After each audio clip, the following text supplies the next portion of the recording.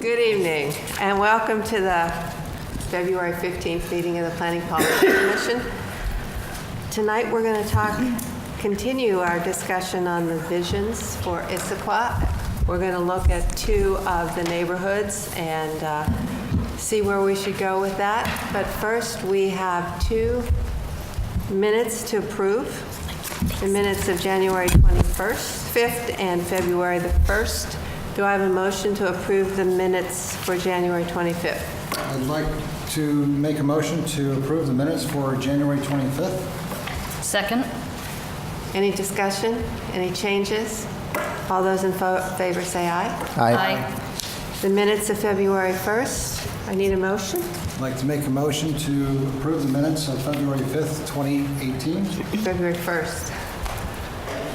February 1st, what did I say? 5th. Oh, Second. second. Any discussion? Hearing none. All those in favor say aye. Aye. Okay, before we turn this over to Keith so he can pull up the different neighborhoods, I'd just like to kind of remind everybody, me included, the city council gave us the directions to do a vision. It did not give us the authority or the direction to do any codes. So when we go through this tonight, I want you to just look at the various issues with the idea that they are visions, and we're not going to add any codes or any assumption that there's going to be codes in the vision. So we're going to go and do something a little different. I know that the task force put a lot of time into creating a packet a couple years ago, and it was never approved by the city council, but there's a lot of valuable information in there. They spent a long time doing it, even a lot longer than we have, even though it seems like we've been doing this forever. And so Lindsay came up with in her reading and homework, with the link that Trish gave to all of you about going back to the original report by the task force. I don't know if you've had a chance to look at it, but what I'd like to do tonight, if I have your approval, is I'd like to go through what the city has going to be in front of us, what you have in your packet, and then after we go through the first community, that we're going to go and look at what the original task force had. A lot of the issues on there are things that don't really compute to what we're looking at now, but there might be some ideas in there that actually, well, we missed that one. We need to put that into our final vision of what we wanted to do. So if that's okay with you? Yes? Okay, so with that, Keith, would you pull up the communities that we're going to look at tonight?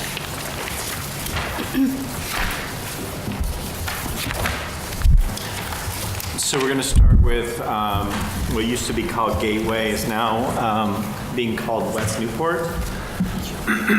So structurally, just to kind of go through the framework, and then we'll go back up to the top, is we have a paragraph kind of describing what's going on with the area today.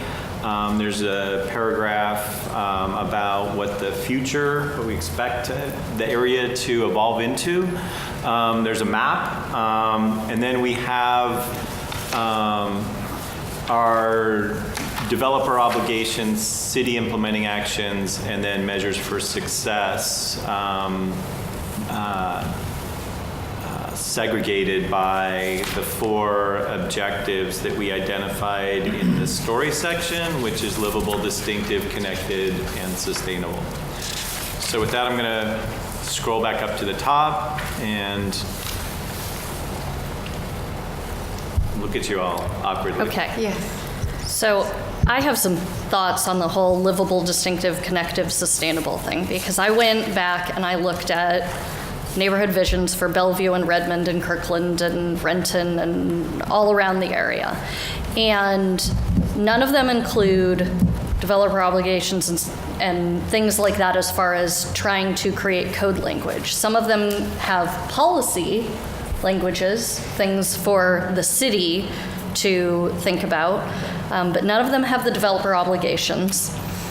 And they're all of their content is organized around certain topics that people care about, things like the character or scale of the neighborhood, the connectivity and mobility, housing and residential, parks and natural environment. And I feel like those are essential to getting a vision for what that neighborhood is or will be, whereas the information that's included in that livable, distinctive just doesn't provide a picture for me. And then secondarily, thinking about the user of the document, whether or not the public and staff and developers would read that as it is. So those are kind of my two concepts here why I don't think that necessarily works for what we're going for as a vision. So instead of developer obligations, as I read some of these issues here, I look at that more as what the vision is, what it's going to look like, instead of what the developer is going to support. Parks and trails will create social opportunities. To me, that's more of a vision than having a statement in there for developer obligations. And I think if you're trying to create a distinctive view of what is West Newport, saying providing parks and trails that create social opportunities, that's something that we want in every neighborhood. Sure.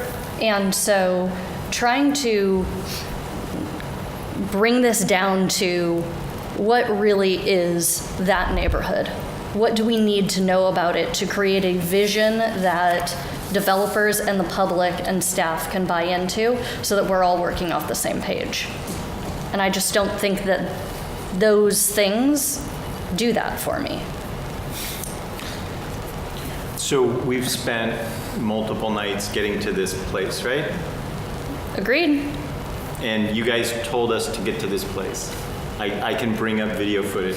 And so Yeah. what you're hearing from staff is we've had like 6 meetings to get to here because you guys have funneled it to this place. So the problem with And- that, Keith, is we didn't have the task force report, and you didn't provide us any other examples that we should be working from in order to know what some of the other options were. So what we did was look at what you had presented and say, okay, yes, we want something to be livable and distinctive and, things like that. Whereas when I went back and looked at other options, I realized what's missing and what things are important.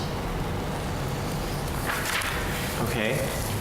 Okay, so when you look at on the first page, the future, can we add additional things on there and still have our livable, distinctive?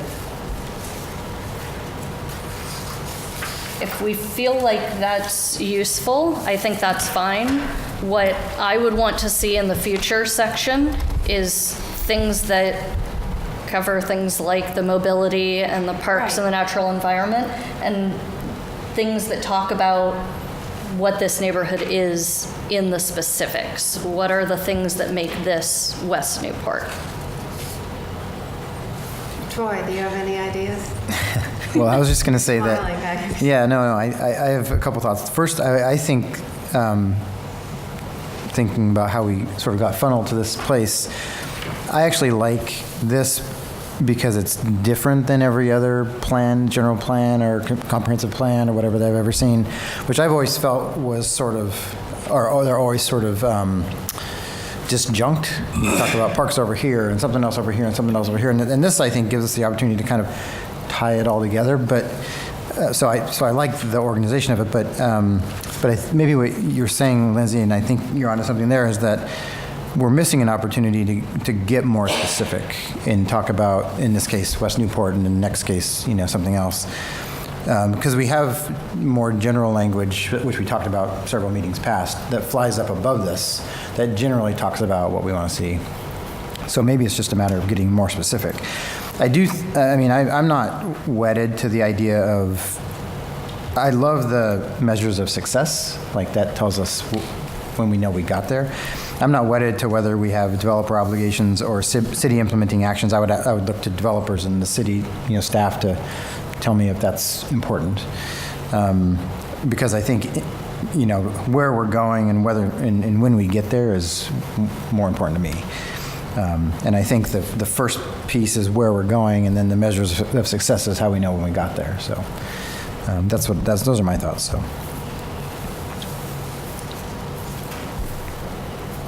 Nobody says anything, I'm going to call on you. Ron? I have more things to say. I'll talk. You need a microphone. If no one else is going to talk. Well, I'd like to hear from the commissioners first, and then, and by all means, I give the floor to Connie. okay. I don't really have, I've read through this thing like 3 times. And Microphone. You need a microphone. I've read through this 3 times, and I don't really like it.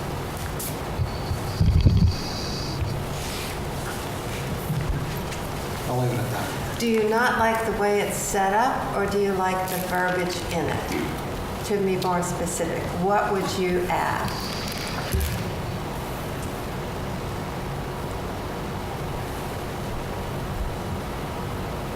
I would add more storytelling. Kind of,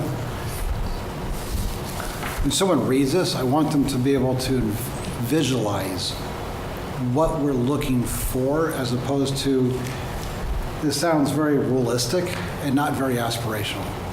Okay, so would you add more to the future and add maybe 2 or 3 paragraphs that gives you the aspirational stuff, and add what Lindsay wants or suggests, not that she wants, what she suggests? I would say yes. It needs more meat here. Okay, it needs more meat there, and we can work on that. What about this part? Would you keep it the way it is? I would change a bunch of it, but The way it's structured now, it's difficult to read. It's difficult to understand. So the way I think it's laid out, there's just too many words. It's too wordy. Where a person who's going to look at this, they should be able to look at this and once they read it, understand what they just read within 30 seconds, 45 seconds, and this takes almost 2 minutes to be able to read end to end, and then when you're done with it, you go, what did I just read? That's the way I look at this. So I think there's too many words, and I understand we also want meat to the vision so that it's more, when we write the code, it's better understood, but I think that's the competency of the code writer as opposed to this document. anywhere you find a seat. I have something to say. Okay. So one of the things I tried to do when looking at each of the neighborhoods was to do a SWOT analysis, as former Mayor Butler used to always say, strengths, weaknesses, opportunities, and threats. And I think that allows you to take a look at the individual neighborhood and kind of have a brainstorming session on, okay, what's really important to West Newport? What are the things where we have an opportunity there? And what are the weaknesses that we need to make up for in that? And so I was able to identify a few things that I think those are the unique things that really talk about what that neighborhood is. So I think that would be a useful technique as well. So are we back to just... That paragraph, yes. So we're adding the paragraphs. We can add that, we can come up with 2 or 3 additional ideas that you want to put into that, and I'm sure staff can create something, and we could add bullets underneath it. What I want to know is, after we do that, what are you doing with this? Do we want it set up the way it is? I mean, we originally said that we like the format. I don't like some. I think one of the reasons that it's hard to read is because the way it's written. You know, it goes back and forth between different ways to start. The 2.3 starts a different way than 2.1, and it's not easy and consistent to read. If you tell me, what do you want to do? Yeah, I mean, my perspective is I like the structure. The one thing that I could see maybe just to make it more simple would be you could actually combine the developer obligations and city implementing actions into one category that's just implementing actions, whether that be developer or the city or whomever. I do like, again, like I said, the measures of success. But I mean, I like the structure. We can work on consistency in wording or, you know, being more specific. But as I go through here and start looking, you know, circling things, like there's a lot of specificity in here.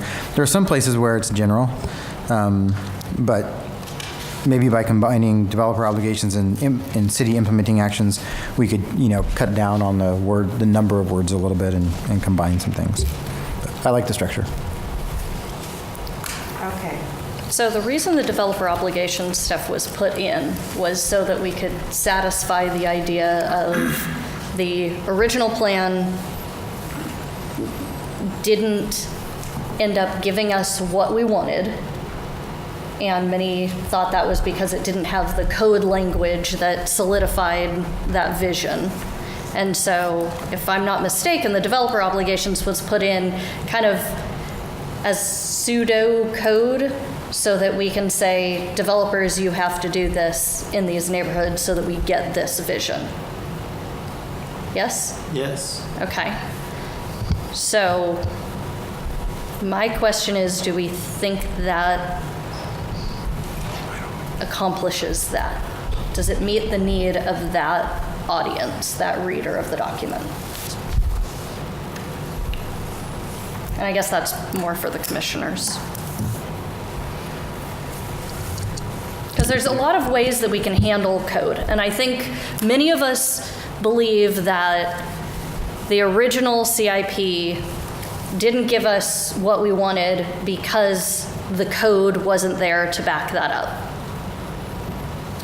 But whether or not this developer obligations idea satisfies that, or whether there's another way for us as PPC to make a recommendation to council to say, we approve of these neighborhood visions, but you have to put a plan in place to create the code that codifies these ideas. I don't know what the best option is, but I feel like we need to come up with something. So I've got a question. So are these, as written, are these actually enforceable? Yes. So would any development need to meet all 12 of these? So you would apply them as applicable. So like, for example, because they got worse. So like so let's say that there's some objectives oriented to open space, right? If I've got a piece of property that has no open space on it or adjacent to it, then that would not apply, right? So it would be as applicable. So like ensure variety of housing choices are available. Does that mean the code says you can no longer have a development where it's all the same housing type? So it would give the city the opportunity to have a conversation with an applicant to say, you know what, the only housing that we have in this neighborhood is apartments, and they're all 2 and 3 bedroom apartments, and that's what you're proposing. We've got something here that says we're trying to get a variety of housing. So, you know, what's the opportunity to get you to do something different, to bend your project to offer a different type? And if the developer doesn't play ball, can you actually deny them a permit? So on that one I would say the answer is probably no. Because unless it's the last project in the neighborhood, you know, there's always opportunities for something else to build differently. But this is an opportunity for us to have a conversation because it's clear we want a variety of housing, right?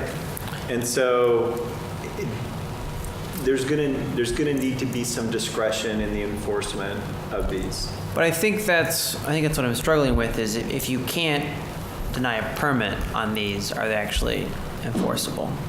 So they are. They give the city leverage to have a conversation, and that's better than what we have now, right? What we have now is we want mixed-use neighborhood, okay? So there's a level of specificity here that allows for a different conversation to happen.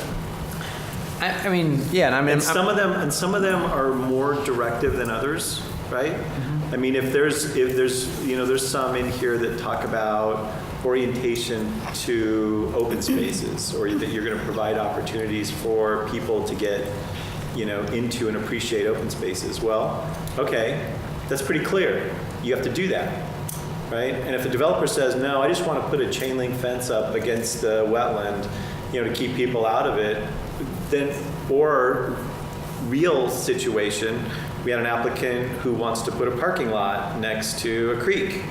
Okay, that's a great relationship to that open space, which is supposed to be amenity to your property, right? With this, I can tell him, no, you can't do that. Maybe there needs to be a trail there. Maybe the parking lot needs to be set back and there needs to be actually a public space next to the creek, right? So it's not prescribing like you can only build a 4-story building here, right? That's code.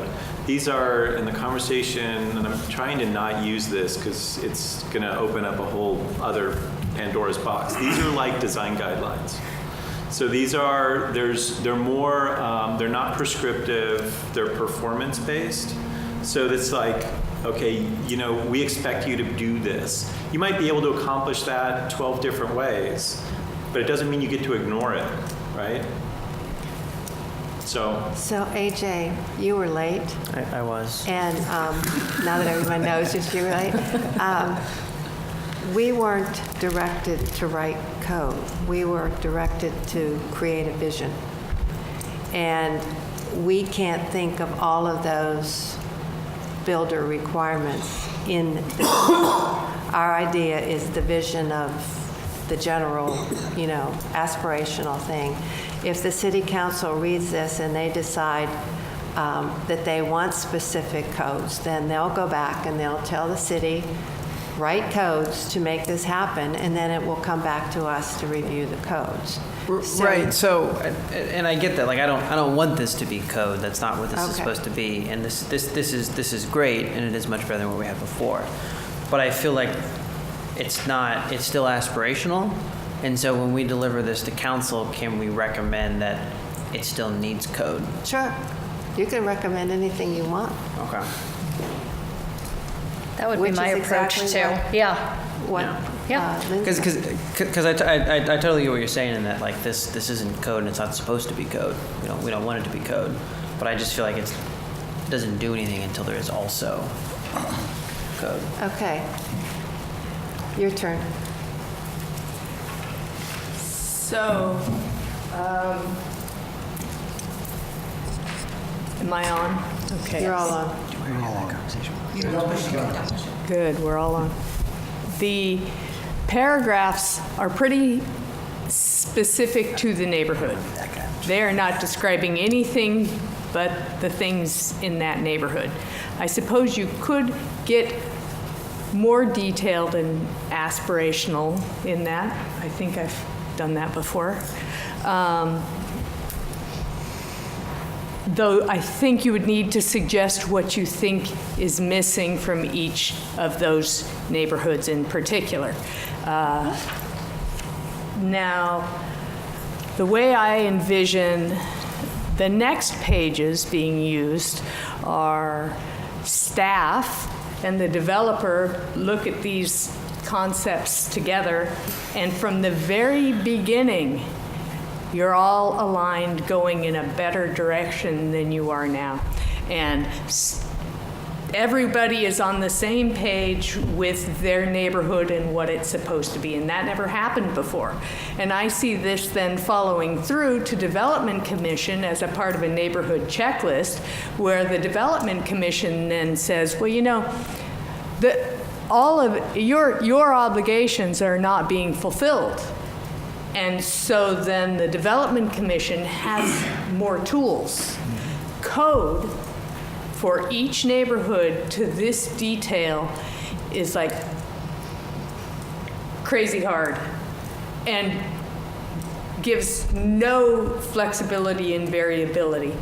So, well, it does seem like I, of all people, would love to say, and you shall do exactly this. I also know that that's how you get a stagnant town.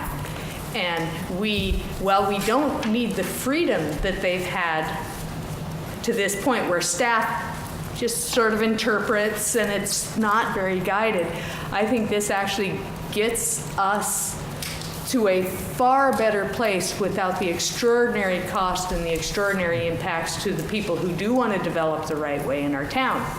So, is it perfection? I'm sure that there's 10 gazillion things wrong with it. But what I'm more interested in hearing, I guess, from everyone, well, there always is. You know that's true. I do. What I'm more interested in hearing is neighborhood by neighborhood, because in theory you've all walked it. Okay, what are the opportunities that all of you saw that should be in the future for that descriptive language?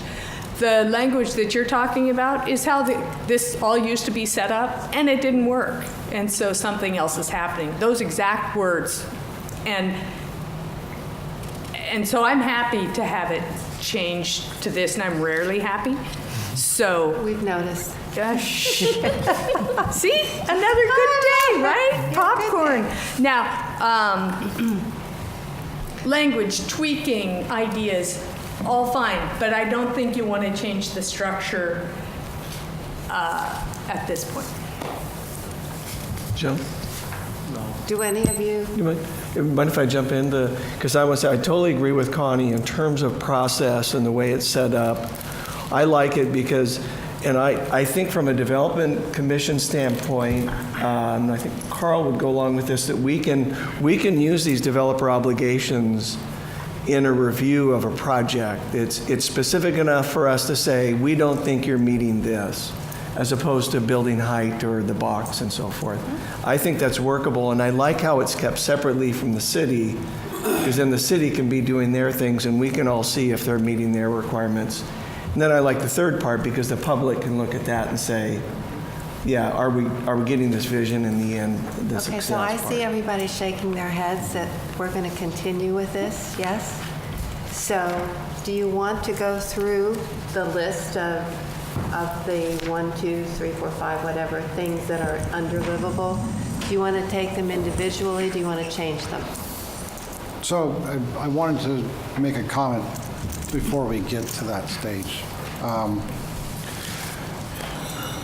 I'm actually really frustrated with the way this document reads, not the way that it's set up, but the way that it reads.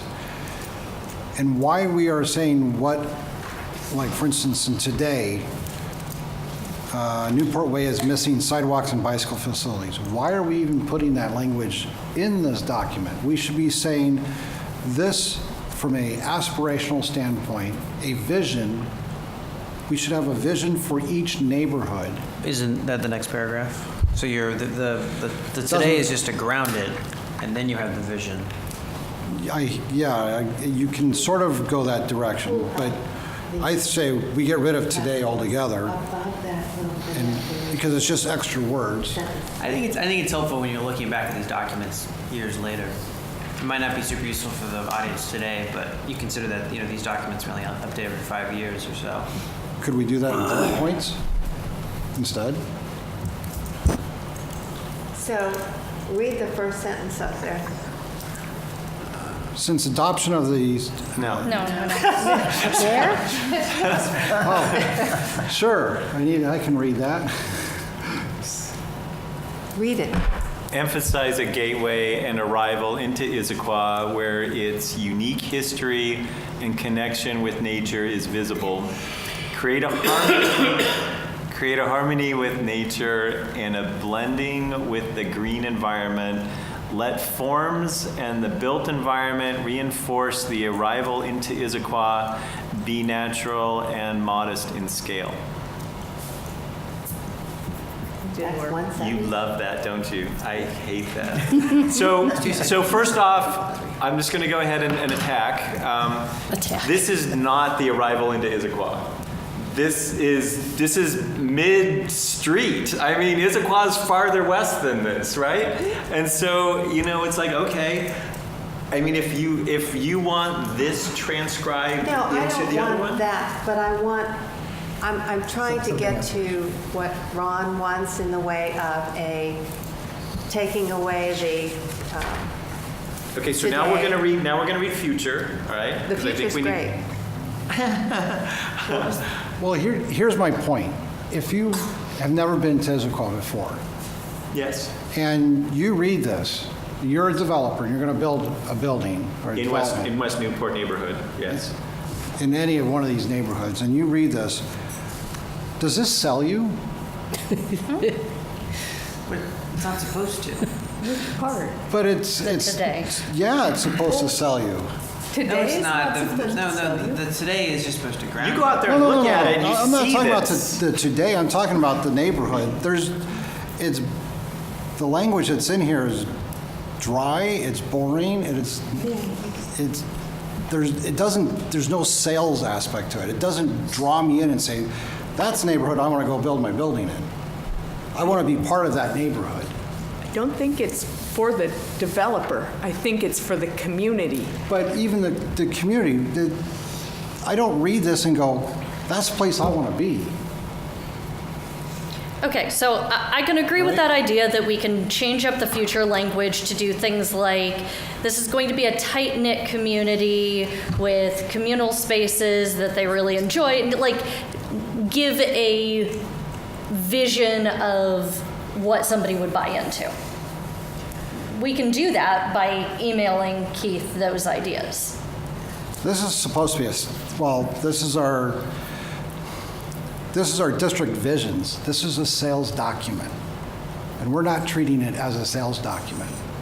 I think it's a planning document. But even a planning document can be a sales document, or it can be really dry and unaspirational. And that's why we're not getting what we really want is because we can't even sell the idea to anyone because we can't even figure out what the idea is. This is a collection of words and it doesn't work. And we're trying to make it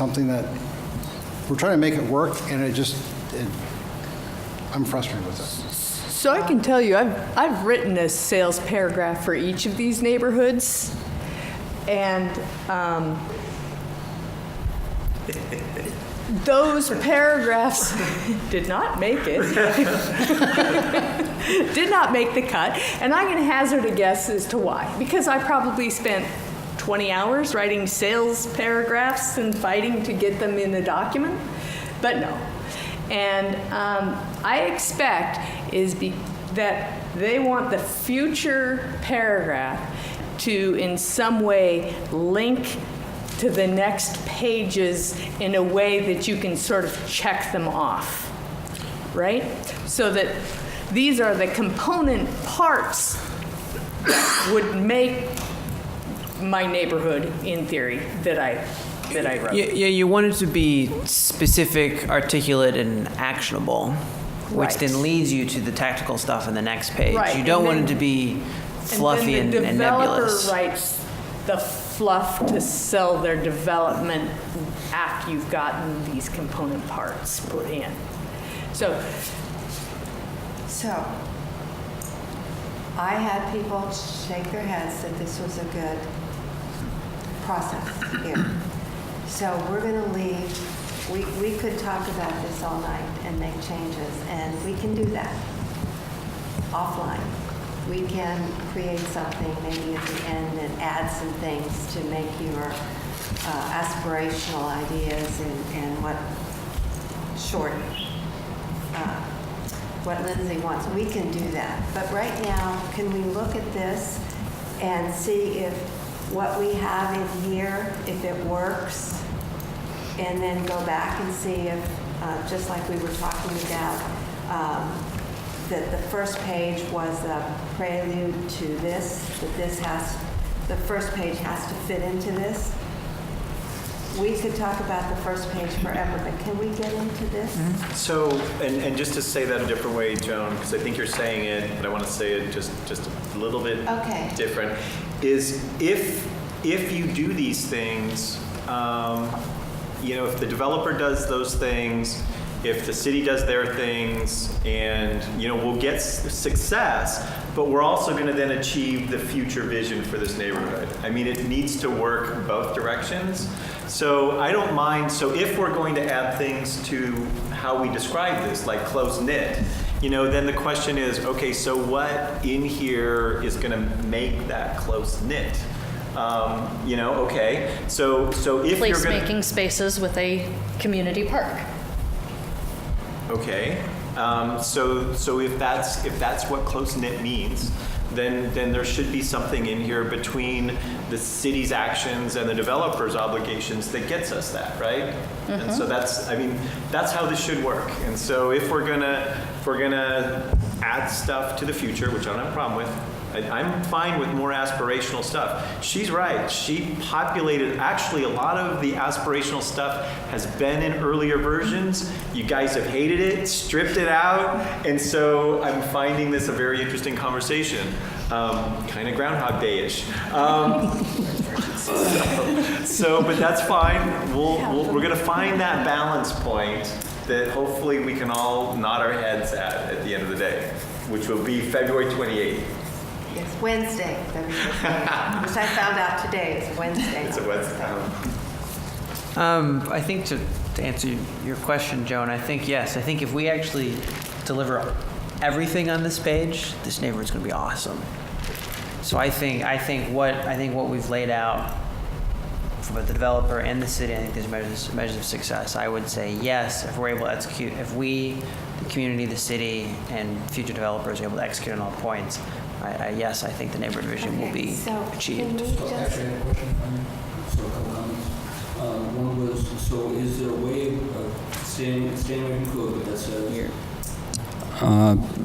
how do we look at it not as development by development in a neighborhood, but the neighborhood as a whole, that we keep that in there? Is there some aspirational statement that makes that happen so we don't just say development by development or parcel by parcel, so the community as a whole develops? The second is, I think some folks like Raleigh Property have done a great job of demonstrating their commitment to the city and something that's going to last. Others don't necessarily have that track record. Is there a way of saying, maybe in the way of a preferred developer list, and everybody else gets more measured as far as requirements, so that we don't end up with a neighborhood that has all apartment buildings? That we can look at something more comprehensive before we get to that point? let's do this and go through this. I want to know if there's enough in there, if we need to change anything, if we want, we need to add anything to do it. So if we can go down the list of livable, and go all the way down. is the language correct? Is it succinct enough? Can I ask a question? So it would be more readable if it was just bullet points that were basically like for the first one, rather than saying provide parks and trails that create social opportunities, if we just said neighborhood parks and trails. Is there a requirement more of the full scope in order to make it more of a developer obligation? Yeah. Okay, that was what I was concerned about because So we'll take a second to talk about that because I think it's important because this is glimpse into my brain, and Mel, I think, likes it because it works for him. So the reason why it's numbered is so like in a staff report, you can say, you have to respond to 1.3, right? So everybody knows that what 1.3 is because it's listed here as 1.3 as opposed to just bullet number 3, right? Because everybody's like, well, I don't even know what bullet number 3 means, right? So they're numbered for clarity, for reference, right? And then the more words, and Ron, I love less words. If I could have less words and make this readable in 90 seconds, I would love that. But you need to have a certain amount of words for it to be clear what's expected of somebody, right? And so, so the reason why it's parks and trails, it's not just provide parks and trails because that doesn't tell me why, right? It's provide them to create social opportunities. So now it's like, okay, somebody says, well, yeah, I've got this trail and it doesn't go anywhere, but it goes around the building, and I can say, well, yeah, but where's the social opportunities that trail is going to create? So now it gives you the opportunity to have a more in-depth conversation about what the purpose of that is. And they might say, well, okay, I provided that, over here in a different way. And we might say, okay, great, there's opportunities for social engagement over here. And, maybe you don't have to have a trail around the building. So that gets back to having some flexibility about this, why it's not code, and why trying to write code for each of these is a little crazy, because it would be a lot of code. So that's the way these are intended to work, is it gives enough clarity for an expectation, but then it gives the unique circumstances of each project to maybe resolve it in a different way, right? okay, that answers my question. I have one question. A couple times it just refers to Newport. I assume that's always Newport Way. It is. Okay. I'm trying to keep this to a page. I don't know if that was part of my... No, there's no room at the bottom. Yeah. I think that's one of the problems in making this readable is just like there isn't space between the sections. I know you're trying to keep it to one page. I am trying to keep it to a page. I get that. But it's really hard to read. It's hard to read. All right.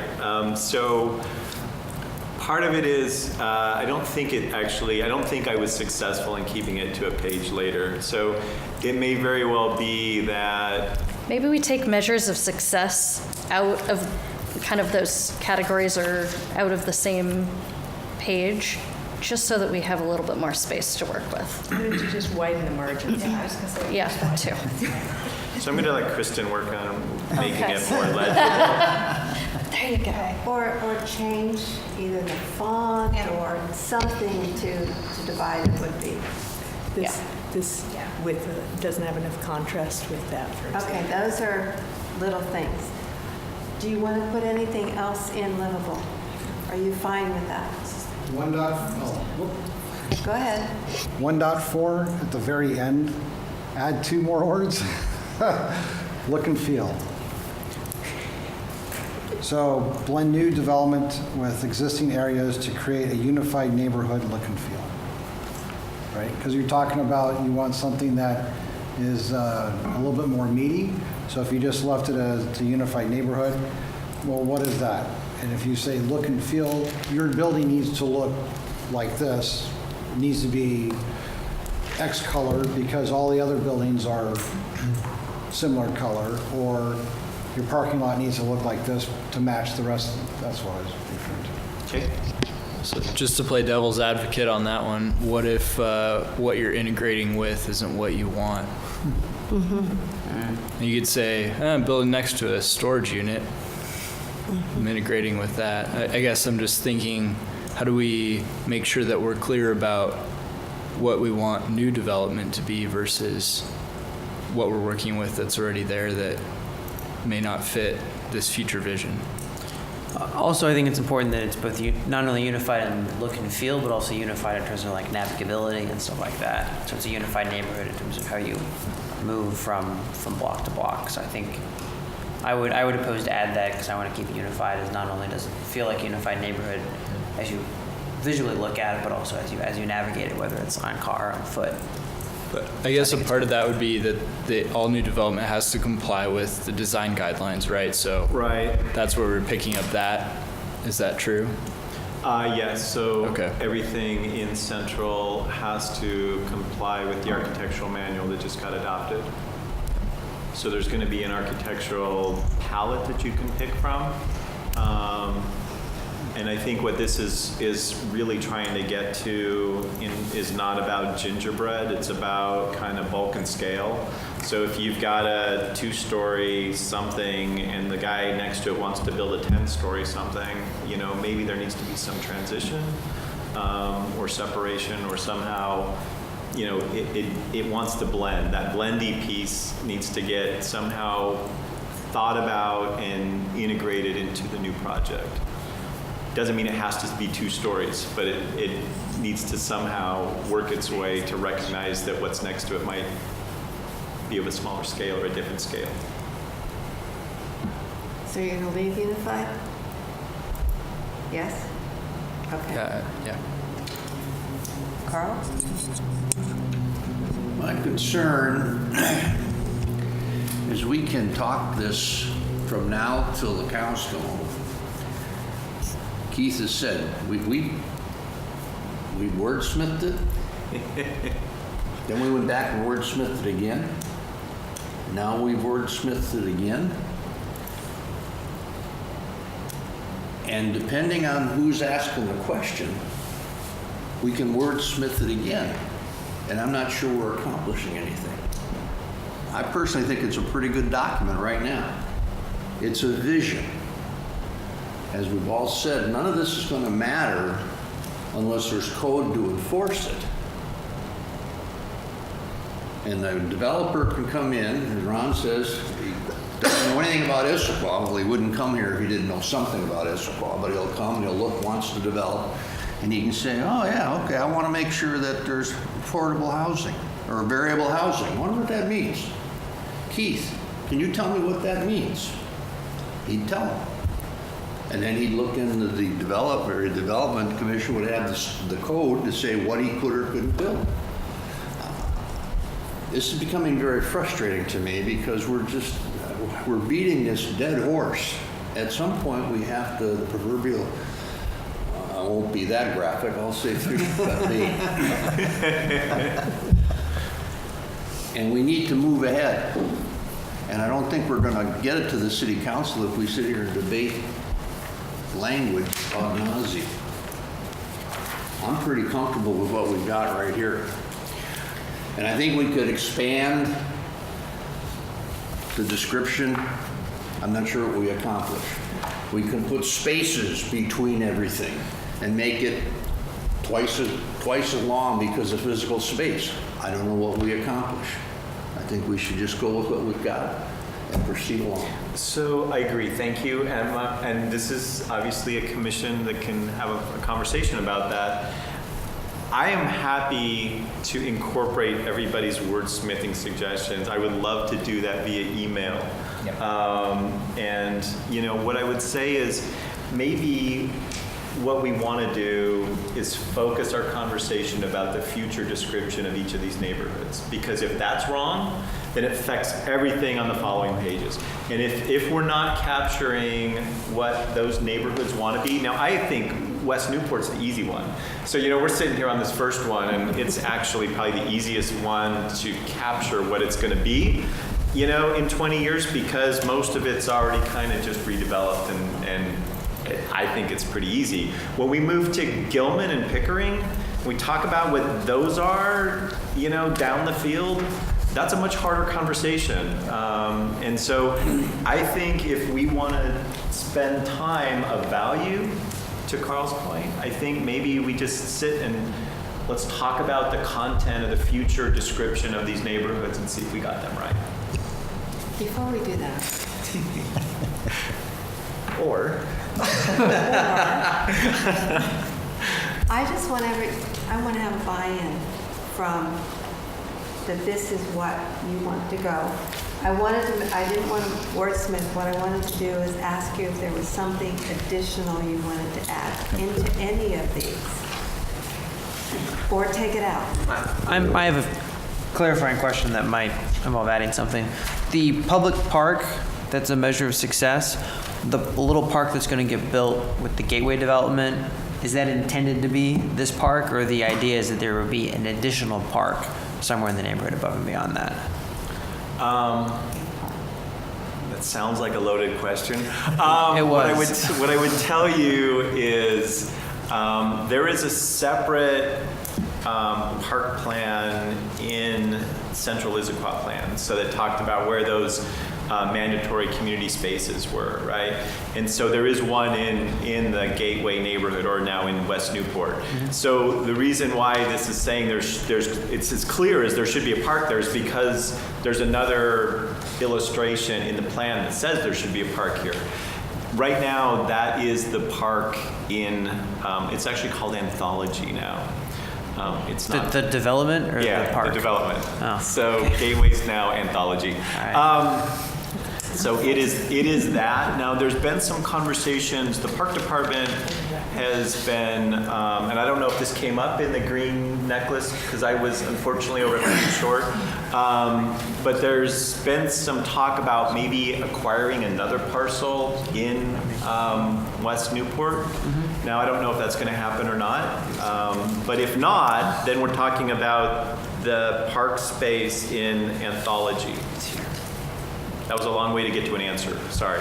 Okay, so then I think I have a question for the commission. I think fits the spirit of what both you guys are asking. Is our vision? Is that park that's in the Anthology development? Is that the park that we want, and then that meets the vision of our neighborhood, or are we hoping that our aspirational vision is that there should be an additional park somewhere in the neighborhood? I think there should just be a park, whether it's an additional park or the park that's there. It's not that big. Is irrelevant. Well, yeah. Well, I think I'm asking, like, when the Anthology development is complete and that park is open to the public, would we consider that particular measure successfully implemented? Unless there's something else written, I would say that would be success. Okay, I'm okay with that. I just wanted to clarify. Okay. So, without any more additions, subtractions, whatever, is there anything else on here that you would like to change? A specific thing, Ross? So, And then Connie. question for you, Keith. This neighborhood's the Mountains of Sound Trail is going through this neighborhood.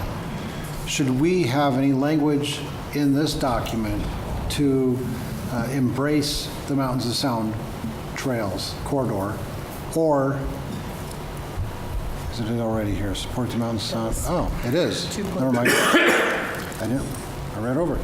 Yep, Scratch and it's that. also indistinctive and connected. Yep. So it's in there. It is. I was actually looking to see if it was part of our future description.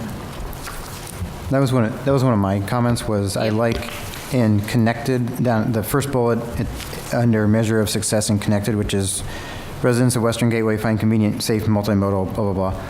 I think a sentence like that should be in the future paragraph. Yeah. It doesn't have to be exactly that, but just something about connectivity to the, because it's because of the location of Western Gateway. Yep. That's important. Okay. And I think one of the things that we could point out is a weakness of the area that was, I think, kind of mentioned in the today section. The Cougar Mountain Trailhead is difficult to get to and underparked. I would want to see something reflected in the future concept that talks about how this has become a gem of the neighborhood. A destination. Yes, that locals can walk to safely and regional, is enjoyed by people from the region. Okay. Something like that. Okay. That would, yeah, so you've got, that's kind of called out in developer obligations and sample and dashings. You've got the trailhead called out. Yep. But then you don't have the trailhead and measure success. So it might be nice to add that as a third bullet, saying what's our measure of success specific for the Okay. trailhead. Under the distinctive column, I think that will fit well. You put it in distinctive or connected? Distinctive, because I think what Lindsay's calling out, Yeah. not It's only in can both. you get to it, but that's fine, but like that it's. The signature. Yes. Yeah, it's a signature mark. But I Okay, think you've got yeah. that with you've got like wayfinding and expanding the trailhead. So I think that would fit well under distinctive. Okay. Okay. Continue. This is where I want you to go. Anything else? I had a question on the sustainable under city implementing action, second bullet down. What boardwalk are we replacing in this neighborhood? It's the one, so the one that Gateway Now Anthology built is ours, The boardwalk. the boardwalk. So the boardwalk that goes over Tibbetts Creek from, The new boardwalk that is coming. yes, it's not actually there yet. It's not built yet. No, but it will That be built is the soon. gateway, okay, or the So yeah, because boardwalk. we're going Okay. to own it. Okay. And this is making sure that we can replace it. Gotcha. Like when it needs replacing, Okay. because we don't do that very well sometimes. Okay, right? thank you. Yeah, not the SR 900 boardwalk. That's what I thought you were after I don't want- originally. I don't want to touch that one. Connie? So I don't know if, last meeting I talked about qualitative language and saying this says that you're going to get things. It doesn't provide the quality of the things, and that was making me grumpy last time. But nobody liked or cared that I was grumpy about that last time, so I'm happy to see her coming along. Then the next thing is uses, right? Because one of the frustrations in theory with Gateway is it's housing only. And so this picture basically continues it into the future, housing only, with people popping off into Rowley or Central, or the more central area for any other uses. That's, yes. So Yes. is that what y'all want? That wasn't the original vision of this area, so that's a significant change in here. So I wanted to call it out. Because if you look at this language and you say, what did we do wrong? And does this language correct what we did wrong? If you say that still needs to be mixed use in the future, you need to put that in now. So, and I think what some people would say that we did wrong is we painted a vision for this neighborhood that we were never going to get. Right? I'm not judging, I'm Yeah, just no. saying, what do people think? Right. Because that's really the only significant change that I see from the original vision. This is just fleshing out, and in theory, making it so you will get what you said you wanted before, more clearly. Because we didn't get the park, we got this boardwalk that we have to maintain. Getting the transportation through was a bugger because it was totally unconnected. And so I see most of the issues that we had with this neighborhood to be resolved in this document. And that's one way I've been thinking of it. We just did it. Now, what was wrong? Would this solve the problem? And just one other way to look at it. But the big one, mixture of use. So I think this is we don't call out a specific date. I think it's perfectly fine to consider this document as kind of like a Vision 2040 or something like that, in which case I wouldn't assume that any of this would redevelop, and therefore the idea of putting in a vision that this is a mixed use area, I just don't think is reasonable. I think if we had code that said it had to be mixed use if it was redeveloped, I think that's fine without necessarily stating that in this midterm vision. So I don't know if this even allows for mixed use. If somebody wanted to put retail or something or other in their gateway, would they be able to put in their coffee shop, haircutting salon, real estate office, and a barbecue restaurant? So the uses are regulated by the zoning. right? And so I don't even know what zone. It's weird. It's a weird pink thing, or salmon colored. This is orange. Village residential. Village residential, and which I assume would allow It does. It allows for retail. It allows for retail, smaller scale stuff. But So this doesn't give any description of what that needs to mean, if it needs to say anything. So for example, if the 3 houses on Newport get bulldozed and turned into something else, the zoning would allow for that to be a number of things other than residential. Does the vision need to address that? I don't know that it does. So in kind of reworking the vision that I had using the categories that I saw in the other neighborhood stuff, one of the sections was on business and economy. When I wrote that up for West Newport, I said residents will be able to walk to local coffee shops and will have access to a grocery store just outside of the neighborhood. Something that gives the vision that this isn't going to turn into a mixed use, but that it would be appropriate to see local small retail. Yeah, I think if you've got sporadic retail, you would still call it a residential neighborhood. So I think that meets the vision. And I would think that any commercial use would want to integrate well with that kind of residential feel and not be, not just some chain restaurant coming in and plunking down on Newport in the middle of an otherwise pretty friendly neighborhood. So I don't know how to get that in there, or if maybe it already is covered with the current language. So the reality is Chick-fil-A is not going to want to go on Newport, right? It's just not a retail street. It's Chick-fil-A is going to make money no matter where that goes. I don't know. We had the adult massage on Newport. Fred shut it down. Okay, do you want to add anything? I've got one thing, and yell at me if this is wordsmithing and not content adding, but on the measure success, multimodal access to other parts of the city, I would add that, and also the greater region, because it's talking about adding transit service and the implementation actions, and then in the future statement, talking about access to points west, and then the Sound Transit. I think I would measure success as not only can you very quickly get elsewhere in the city, but you can also get greater in the region. It needs to be Metro and Sound Transit. Clarify that. Because I think it would be great to have metro routes that go through here that aren't simply little shuttle routes, but just something that takes you all the way to Bellevue or the Highlands or something like that. So we're going to add? Yeah, Okay. and region Okay. at the end of the first bullet. Okay. And I think similar to that idea, the idea that one of the strengths of this is that it's close enough to the transit center that you can take advantage of that, but you've got the issue of that last mile connection.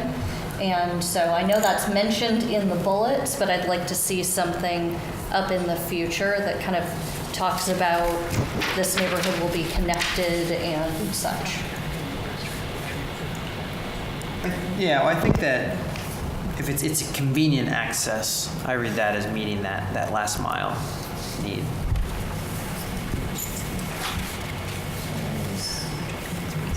Good to go? No major changes. Okay. I don't know if you still want to pull up and see if we need to look at anything else. I think we're satisfied with kind of everything right here. Okay. So we're fine with this. We're going to add those. I only have four different things that we need to add in some way to the description. Is there, what else do you imagine in here? Anything specific? You're still talking about Newport? Yeah, I'm talking. Is there anything else in here besides those few little additions that bring it back to what they said? Okay. So, okay, great. So, and you guys I wrote down the things that you suggested, but feel free to email additional stuff. Lindsay, feel free to email. So before we dive into Pickering and Gilman, so I think one thing to ask you guys, from when we were talking about what these things are going to look like in the future, I think because they're part of the Regional Growth Center, for me, they're kind of very close cousins. I think we see these as being our denser neighborhoods. The train station's most likely going to be located in the vicinity of these neighborhoods. And so as we got to doing the kind of objective page, I just did one for both. Because it started to, and we need to talk about that. If it wants to be two separate ones, we can do two separate ones, but right now I glommed them into one because I thought the things that were applicable to Gilman really were applicable to Pickering. But let's start by just kind of reading through, I'm not going to spend time on today. We know what today is. So the future for Pickering, rather than feeling urban. I have a comment on that. Is there any reason? So I like having just the single chart, and then you still need different future visions for the two neighborhoods. Would it make sense to have a brief future vision for both, and have a sentence or two talking about what the collective vision is, and then in addition to these two future ones? Basically, the little monologue you just went on. I think that might. So you'd have Pickering today, future, Gilman today, future, and then like Pickering and Gilman, and you can have a future that can just be one or two sentences that talks about that it's a single urban environment, it's connected. Kind of some of the things that I think the commission was trying to envision when we were trying to slip this in as a single neighborhood. And I believe chronologically, I think that the reason we're breaking them back out is because I don't think council was super amenable to that. But I think we can still put in addition to the future statements we have a Pickering and Gilman future that doesn't duplicate this, but then talks about how I think we're envisioning that it is a single urban fabric that is then just two neighborhoods. Would you put them together as one group? I like what you just said, but why don't we put that in the beginning and have a general, this is what it's going to be, and then doing... Oh, sure. If you want it at the top or the bottom, that's fine. You could say the goal is to create this as, a unified area, while right now it is not, so it is broken out and describing the specifics of... Yeah. Well, even though it's one neighborhood, it's so separate that you need this. Yeah, and I think there's good reasons we're articulating them separately, and then I think the visions for them are a little bit different. But I think it would be helpful and constructive to additionally have a Pickering and Gilman vision. That's all I'm suggesting. If you created one community, Yeah. I think it should be. And in the spirit of wordsmithing, what are we calling the two of them together? Is it a neighborhood? Is it a district? I think because they're both. Pickering is a neighborhood. Yes. Gilman's a neighborhood. Yes. Pickering and Gilman is The Regional Growth Center. Regional Growth Center. Okay. All right, I'm that trying- answers my question. We tried to, I know. So, I think I sent you a very confusing tried email to, about this. For a while there, we had districts and sub-districts and neighborhoods, and I think there were too many levels. Uh-huh. So we tried to back out of all of that. So we just dumped the district piece. So now we've got a sub-area plan made up of 5 neighborhoods. These 2 neighborhoods together are generally the Regional Growth Center. So the way we could talk about it is saying the Regional Growth Center will be a single urban fabric that consists of 2 neighborhoods, or something like that. Yeah. We'll work on some words. Okay. Okay, I just think that'll be helpful because also someone looking at the document, they're like, well, good idea. why do they stick these together? Yeah. Because we did it with very strong purpose. I think. Sorry, I jumped in on that. Do you want one? Do you want two? That's a really good question. And I can tell you why. I I have to go to a different meeting. So can I tell you why, and then I'll run and you, yeah. Infrastructure. So, I'm going to sound like Ron and Lindsay. I read these lists and this is not either of those neighborhoods to me. This is a mash of the two, and I feel like they are not getting what they deserve. You do not have the connection showing through here to Lake Sammamish State Park that is going to be one of the core values of that neighborhood. And I think you need to focus on the transitioning from this odd Costco flat 56, oh, there's a state park scenario, and it needs to be very specifically described to get success. On the other side, you have your new high-density areas that are now codified. You must build this high, and you have your transit center and your supposed transit-oriented development.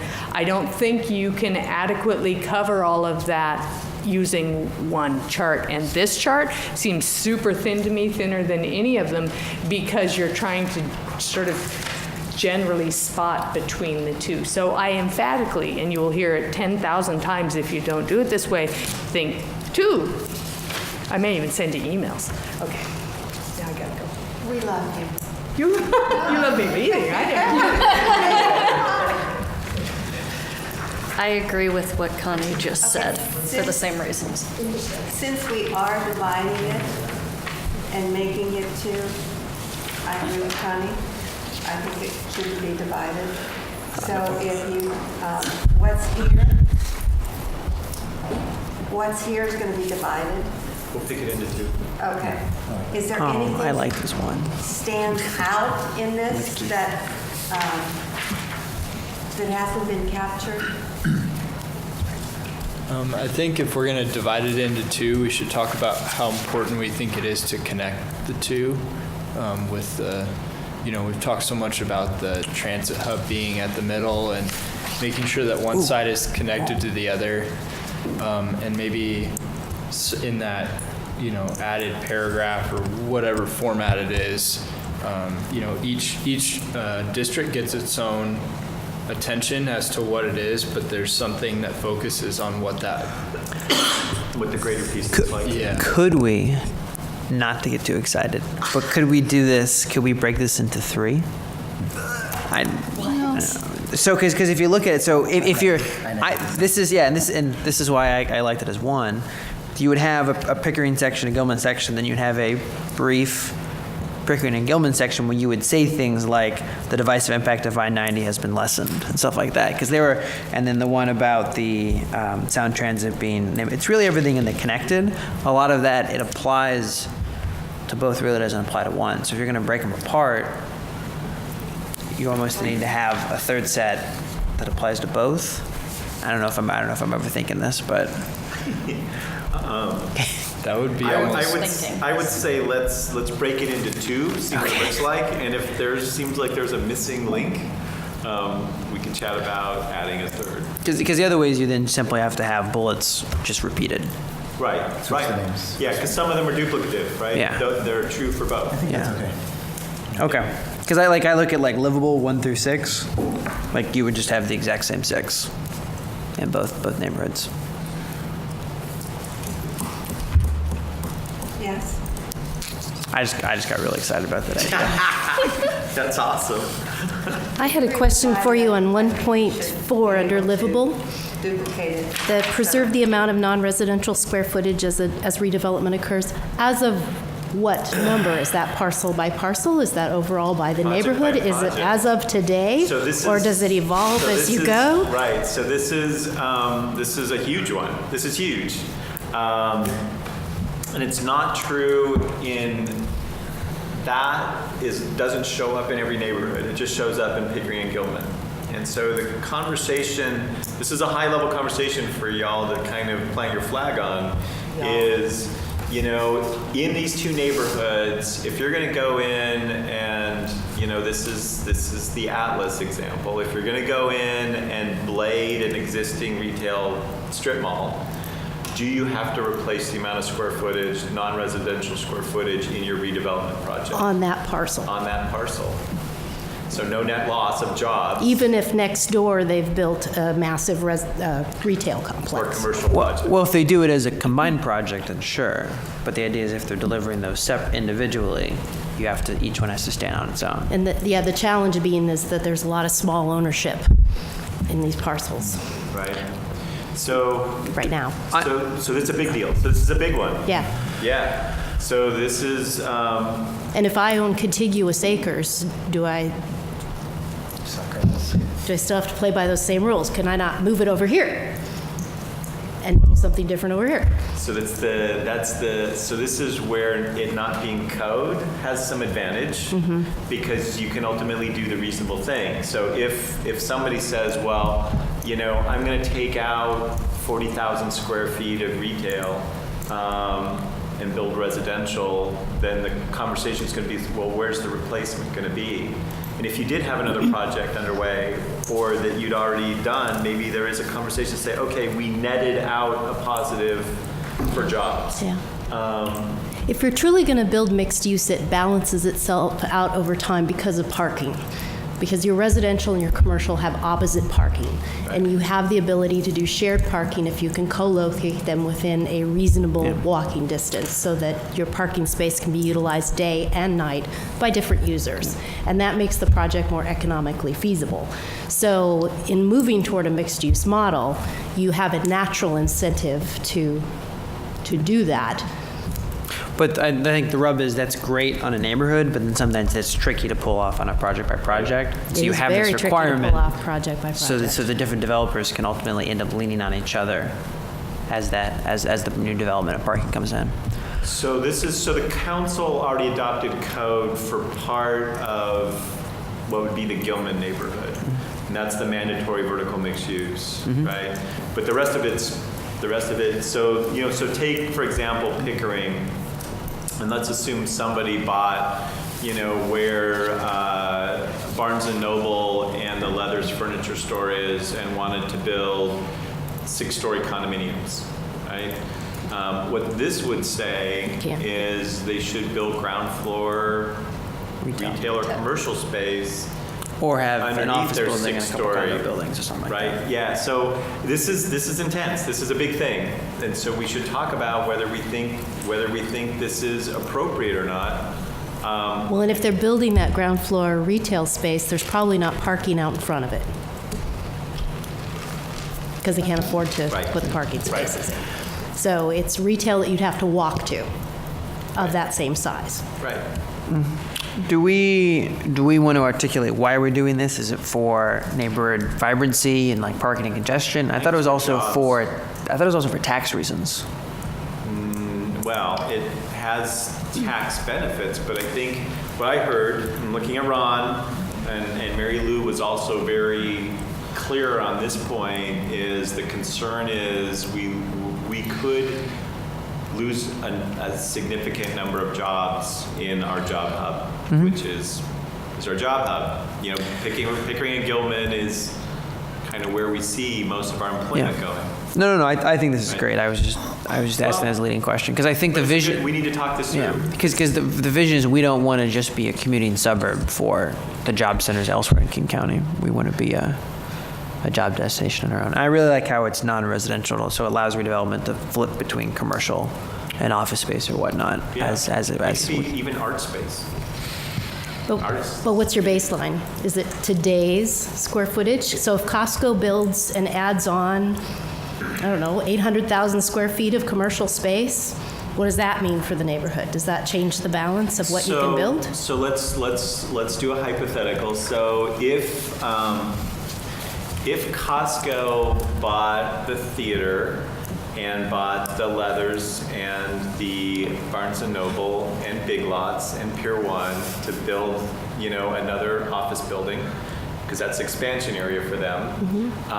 They would take out a certain number of square foot of retail, and they would build hundreds of thousands of square feet of commercial. Yes. So they would meet this. Yes, they would. Because it's not, they are replacing it and then some. Yes. The concern is if a residential builder bought the big lots and what used to be the UW space and wanted to build an apartment building, they would have to build ground floor non-residential. Even if Costco built 800,000 square feet next door. Really? Yes. And you think that's enforceable? If this once gets adopted by the council? If we leave it like this, yes. All right. I like it. I think it's a big mistake. I do too. Because it's, Okay. Because you think it's too specific? so the Issaquah has been developed over several decades in a suburban type of fashion, and the developments that got built were built on that model, and it's now saying, okay, whatever amount of commercial was built on that lot is locked in forever and has to be on that lot forever. And that's not a vision going forward. That's just saying we're going to preserve that amount, that exact amount of square footage there, which may not be feasible at all. In Crandall or Rambula, when they came in and talked about their, one of the aspects they talked about was mixed use. And they pointed out specifically that mixed use doesn't work everywhere. So if you take a place like the Leathers, that parcel, and say, okay, you have to replace that with commercial, and you put ground floor retail there, and there's no retail customers coming there, it'll sit vacant. So, and it's forcing stuff to go in places just because it was developed maybe 30 years ago that way. So, but Mel, could you argue that since I can tell you that we don't have very much vacant retail space in the valley floor now, that all of it is marketable, right? So if you're gonna go and take out the Leathers and the Barnes & Noble, what used to be Kachina, and build something else there, can't you make the argument that that amount of square feet of retail was marketable before it redeveloped? So why wouldn't it be marketable after redeveloped if you added 6 floors of housing on top of it? Because those rooftops would go downstairs and buy their coffee on the ground floor. I mean, so I guess I agree. We can't push for non-residential where the market doesn't want it to be, right? But in theory, everything that we have now is occupied, it's leased, and there's a market for it now. And as you densify and put something above it, it seems like that ground floor space should still be marketable. Well, but as Carrie pointed out, right now, if you go there to go to Barnes & Noble to buy a book, right, I can drive there, park my car, walk in, get a book, come out. If that's redeveloped as a residential development with some ground floor retail, and I go there and it's like, where do I park? Well, the parking garage is for the residents. It's more difficult. There's no walk-through traffic, things like that. Another example, I think, could be, say, Cascade Business Park, which is I think, thriving. It's over. It's next to the CenturyLink yard. So go for the park and ride, CenturyLink, and it's the single story. Yep. It's incubator space. Mm-hmm. Yeah, so a development that's very typical in a suburban model, if that gets redeveloped, I could easily see that being a multi-story, 5-story, and maybe there's some ground floor retail at the street level in front of parking behind it. But that wouldn't be nearly as large as all the commercial development that's on there right now. And if you said you have to put that much commercial development in that building, I just don't see how that would work. And so it's not that I'm against the mixed-use development and keeping commercial. I think those are good ideas, but the codifying it this way and saying whatever commercial is on each parcel is the commercial amount you would always have there. I just don't think that works. I hear your point. Had an interesting conversation with a friend of mine who just bought a piece of retail property in Pickering, and he said he spent 6 months trying to find a piece of retail property in Issaquah that is affordable. And he's not a huge shop, but he does pretty well. He is considered maybe within the top 3 for his particular shop within the Puget Sound, and he's having a hard time finding affordable retail space in Issaquah. We don't want to have such a shortage of retail space that what is here is so high that people can't afford it. Then we lose out as a community because then we don't have that retail opportunity. So that diversity, right? Not every retail shop is going to be $1 million shop. Right, but if you build a brand-new building, that retail is going to be even more expensive. Yeah. True, but Unless if we it's have affordable. enough retail space, then what we don't have an impacted retail model, is what I'm trying to say, right? So if we don't have enough space, retail becomes impacted, and then it's a premium for rent. And then the retail spaces that we like to shop at can't afford to exist here. Because you're right, if you build a new building, you're going to lease it to Starbucks or someone else that's going to pay a premium for new space. What that does is putting the Starbucks there means the Starbucks isn't down the street, which then opens up space for someone else. So I think you're right, even though the new development will be pricier, Ron's trying to argue, we want to ensure that there's still ample amount of commercial space that makes this the vibrant center it is, and we don't want that to erode. I think the other point is don't get too caught up on retail. I think when you look at some of these developments, you're like, well, a coffee shop couldn't survive there. Well, it's fine. You can put other things in, whether it's a medical office or some sort of office space. I think the fact that we're not looking to preserve retail. We're looking simply to preserve non-residential, which I think is a bit broader, which I think adds a lot of flexibility. And then I think the last point I make is this is a vision. I think we had the same conversation around vertical mixed use. I think if the argument is, oh, well, that doesn't financially make sense for a developer right now, that's fine. That just means those parcels won't get developed until prices continue to rise, as they will in the valley, because we're physically constrained, and eventually it will pencil out to rebuild those. If having this requirement means it takes longer for a parcel to redevelop, I think that's fine, because I think what ultimately gets created on those parcels, it is a better fit for the vision we have for these two neighborhoods. Because if you look at the big lots, yes, if you put something in there now, it will be very difficult to get to unless you're adding hundreds of parking spots, structured parking spots. But if that gets put in 20 years from now, people will just walk from the train station.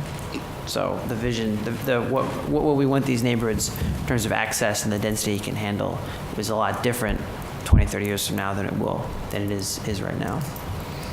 So this is a hard one. I don't disagree with anything any of the 4 of you have said about this.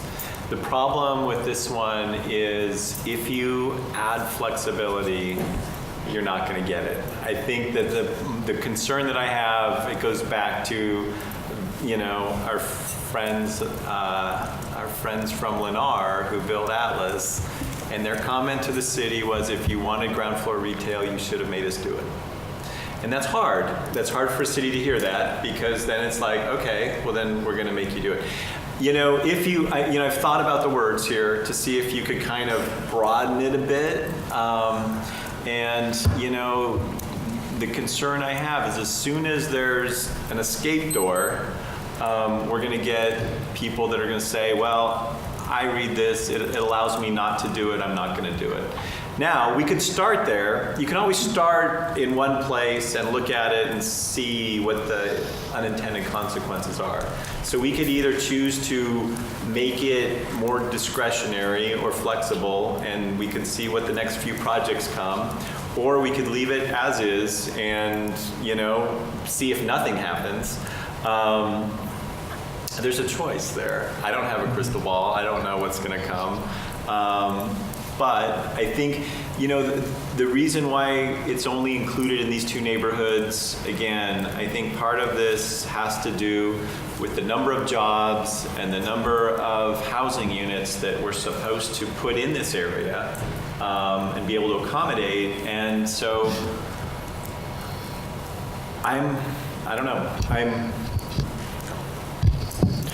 But I can also argue the other side and say, well, the council just went through the vertical mixed use conversation.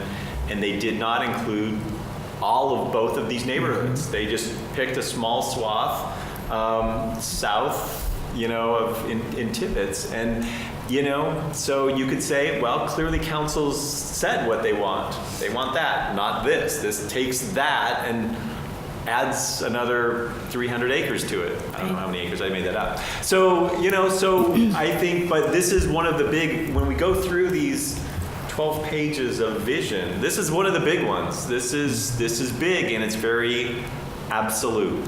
So I think you guys, this is about, the reason why we have a commission is for the community to weigh in and to help the administration figure out what to recommend. I think it does fit with the vertical mixed use being only a small footprint, because I think it fits with things loosening as you move from the center. Because for the vertical mixed use requirement, that's super duper rigid. And then you move a little bit further away, and for the rest neighborhood, you have a still somewhat rigid, but still a little bit more flexible. You can do like for like, point to a couple different properties, and then as you leave these two neighborhoods, then that disappears. So I think the fact that the super tight vertical mixed use requirement is only a subset of the neighborhood, I think actually makes sense, because you allow more flexibility as you move broader outward. Well, and this would allow somebody to do like a 4-story office building without having to have mixed use. Yeah, because you're not requiring the addition of residential. Right. Because I think we're assuming that that's going to come. Yeah. I have a hard time with 1.4, as we've been discussing. I think what we've talked about is that we want to make sure that there is ground floor retail, but preserving the amount of, this is very specific, the amount of non-residential square footage that's already there, right? We want to keep that. So saying there's big lots, it's a giant store, right? Taking all that square footage, that building would have to have that same footprint, which we don't necessarily want. So I'd rather get rid of 1.4 in lieu of just requiring ground floor retail. I disagree, because I don't think ground floor retail makes sense everywhere. Ground floor non-residential? No, because I think you can have something where there's walk-up residential, and then on the other side of the block you have office space. Would it be helpful to maybe leave that in and then add a bullet under city implementation actions saying that the city will work with developers to ensure that 1.4 is delivered in like a flexible manner? Something that makes it clear that it's not as prescriptive as you have to meet your footprint, but that the city is tasked to work flexibly to, coordinate parcels and do those kinds of things. Would that be helpful to throw that bullet in there? So let's maybe ask the question here, because maybe we all have different purposes. What's the purpose for 1.4 for you all? Is it a vibrancy issue, or is it a jobs issue, or is it both? I think it's both. If we don't enforce it, let me back up for a second. The amount of square footage that we have there now for commercial is probably not enough. We need even more than what's already there. It's one for jobs, economic vitality. It's going to bring revenue into the city. It's going to give a place for these residents to shop at, because here we're talking about meeting jobs, housing, and everything needed in a day. Going back, if we don't have enough space for retail, I'd rather have too much than not enough, because then you have an impacted model. And if you have an impacted model, those rents are going to be even higher, and they're not going to attract the retailers or commercial entities that will be able to afford there and provide us with our everyday needs. We're looking at big box and higher end retail to afford that space. And I don't want that, because that's not a healthy economic model, and it's not healthy for the neighborhood, because then people have to get in their cars and drive. All right, I'm off my soapbox.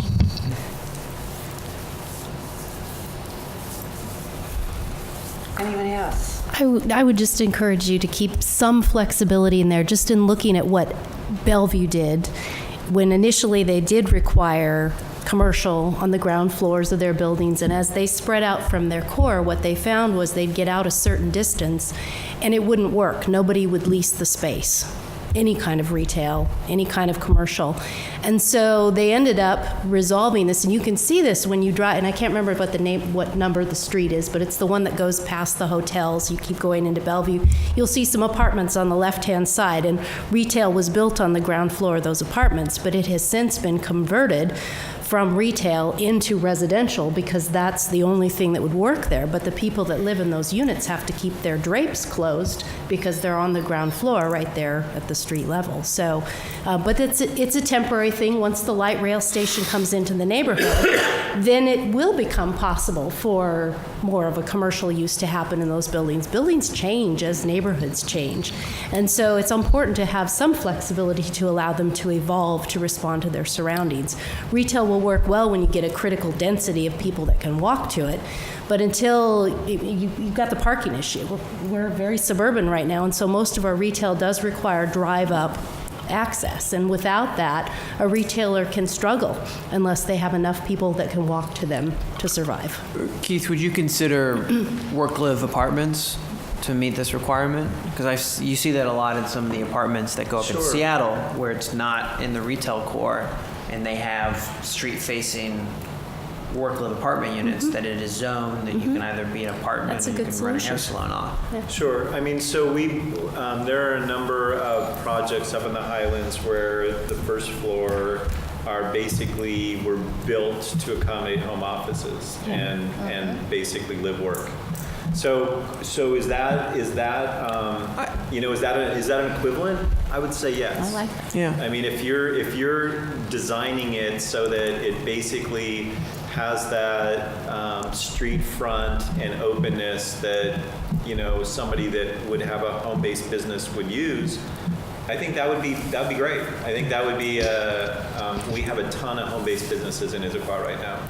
Because I think that would do well with what you're saying. It Gives you would some probably be an apartment to start, and then as it densifies what's It can already change. built, will then maybe transition to being more commercial We're space. I missing think the that'd be point, though. Pickering and Gilman are our economic central hubs.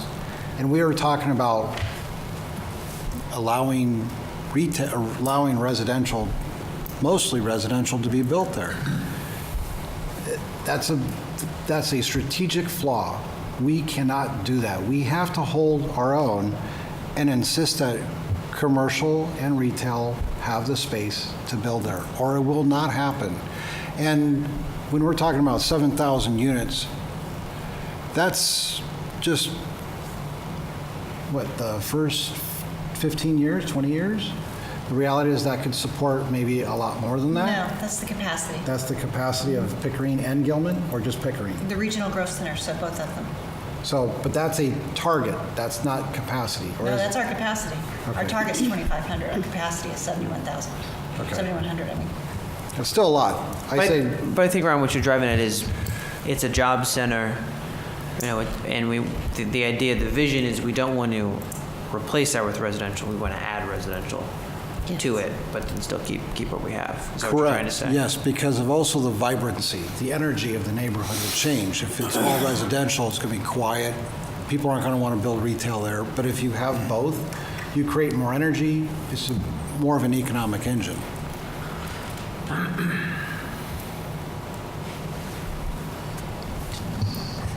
So,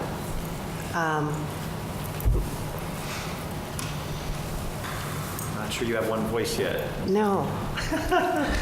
I think maybe for those who are concerned, I think also keep in mind we can always back away from this. It's much easier to be too prescriptive and then ease up than it is to allow for development and then be like, ooh, maybe not. So I think for those who have pause, keep in mind we can keep this, and if we find it's not penciling out and we have small business owners who are screaming bloody murder because they can't get done what they need to get done, I think we'll hear that, and that can be incorporated in the next planning cycle. You can always change. But we need commercial, we need retail, we need a cohesive neighborhood. So, So, and to Mel's point, just one more thing on this, Joan. I think Cascade Business Park is an interesting example. And I guess what I would say is if this is here, what you'd end up happening, I think, is you could split that parcel, build an apartment building on one side and an office, a multi-story office building on the other, and eclipse the amount of square footage that's there now in a multi-story commercial space. As an example. I guess my objection is then to that. I understand what you're saying. Yeah. I just looked it up. It's 96,000 square feet of commercial space right now. So I don't see any way you could put 96,000 square feet of ground floor retail in an apartment building there. Right. And to me, I'd look at that overall. It's a perfect spot to put residential with the park, the transit center within walking distance, hotels, retail. I mean, it's a Grocery store. it's where we would want high-density residential to go, but we'd be saying, no, you can only do that, let's say, on half the property, not the rest of it. We're going to force 96,000 square feet of commercial property onto that site. But in my mind, we're starting to then create our zoning that codifies what's there right now in terms of square footage. But I think Keith was saying it doesn't need to be site for site. And so I think the challenge then is if a developer says, I want to build an apartment building, then the city says, okay, great, go show me where else you're going to add incremental 96,000 square feet within the neighborhood. Well, it is more difficult for the developer because the developer needs either acquire or partner with another parcel. But I think it's still written broad enough that the individual parcel doesn't have to maintain the square But then footage. you're telling an apartment developer, okay, you have to go build 96,000 square feet of office space on another parcel in addition to any of the commercial space that was on that parcel. Yeah. And that doesn't happen. You're an apartment developer, you're an office developer. The markets may operate differently. An apartment person comes in and says, I'm going to build an apartment building there. And I may put ground floor retail. But I think that's the most important thing. The markets do operate differently, and that's why we have this requirement. We don't want to be caught in a market where we lose all of our commercial space. Just like if we were in a different market and all of a sudden houses were getting raised and we were in office buildings and all of a sudden we had a shortage of housing. If that was the problem we had, we would write something that would say you have to preserve residential space in some other neighborhood. But so this would never happen, but let's say housing was cheap, office space was crazy high, people were buying houses in the Highlands and tearing them down and putting in office buildings. Mm-hmm. If that was happening and we suddenly had a shortage of, we were losing the character of the Highlands and there weren't enough residential, I could see the city would pass a code and say, hey, if you're going to tear down houses and because you want to add offices because that's what the market is dictating, that's fine, but make sure you're adding like-for-like residential.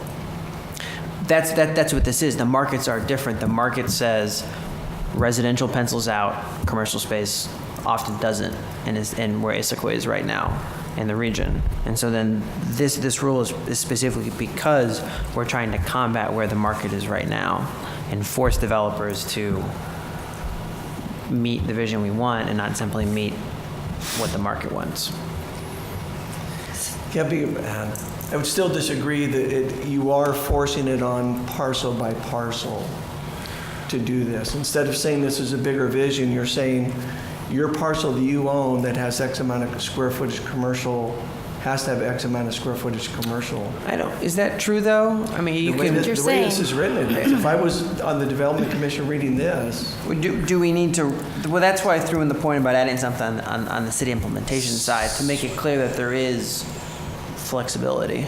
So this is where we're trying to land this. Mm-hmm. To Mel's point earlier, the way this is written, I would say if you wanted to come into Issaquah and you were going to build an apartment-only project, you're not going to find vacant land and you're not going to find housing that you're going to take out, most likely. So you're going to take out something that's non-residential. So what this would tell me is I've got to go to either Eastlake or Confluence, right? I can't do it in the Regional Growth Center. So that's the first thing. Is that okay? Because that's what this says. if what we're trying to do, and that's, I think, where Ron is, what we're trying to do is say that this is, we're going to keep tabs on a neighborhood basis. So, and I think this might have been where Carrie was earlier, I didn't ask, but, so let's say Costco builds 600,000 square feet of office space. Are we now in Pickering up 600,000 square feet? So then if the next 4 projects want to wipe out 60,000 square feet of retail, we're on the plus side of the column. So if you look at it more as on a neighborhood basis, then you could, as long as you're never below the line, you could let some people redevelop as residential only and take out, you could take out non-residential space and not have to put it back.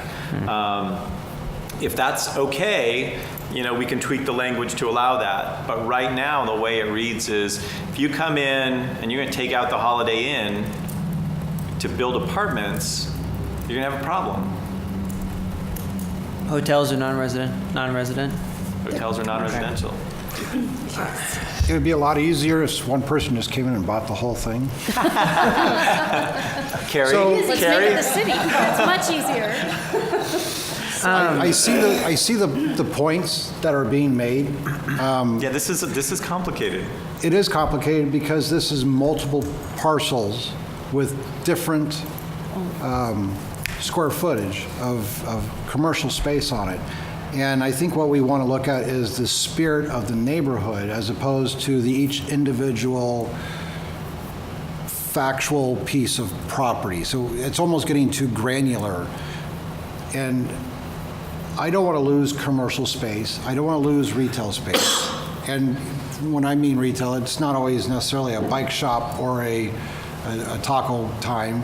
It could be a graphics studio, which would be kind of commercial retail. But it could also be distributed throughout. So if we had someone come in or a collective maybe create a co-op of sorts where if a developer came in and wanted to develop the Lowe's building and the Big Lots building and take out the Petco area as well and create a mixed use, each parcel may not produce them the same square footage of commercial, but together they would still produce similar or more commercial space, right?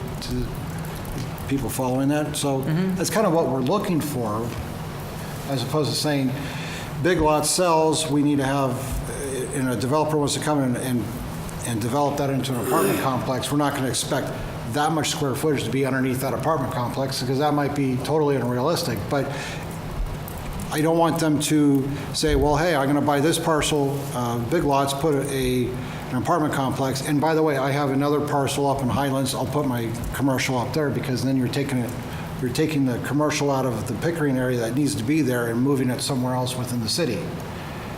And I don't want that to happen either, because I know that happens. I think when you talk about how someone who wants to just build an apartment building will look here and say, no, I'm not going to do that and go someplace else, I think that's fine, because I think that's the vision we're looking for. And I think, if your big national home builders might look at this requirement and say, I'm not going to play ball, I'll do my development elsewhere. I think your more local development companies, whether it's a Vulcan or something smaller than that, I think they would be much more, based upon the type of development going on in places like Seattle and Redmond, those projects, I think, meet that. And I think what Issaquah aspires to do is to have in these two neighborhoods the type of development that right now is coming in the pipeline in places like Redmond's Overlake neighborhood. I feel like what we're looking at is pretty similar. And those ones, sometimes the developer pulls together a full block and has apartment buildings and office buildings. And so even though it's not like for like, the net is you're adding residential while also adding the non-residential. And I think then to answer your question, Keith, the way I read this is if Costco adds 800,000 square feet and then 2 years later someone wants to then develop the Big Lots parcel, I don't think they can point to Costco because they didn't contribute that. I interpret it as that each individual development action needs to have no net loss. Now that can be coordinated across parcels and across developers that, maybe do some handshake agreement or kind of point to each other. I think that's fine. But I don't think one developer can say, well, those guys built an office building 2 years ago, so I'm scot-free for my development. That's not how I read this. The problem with what you just said is the developers won't get together because one development comes in and then maybe 2 years later something else comes in and it's not coordinated.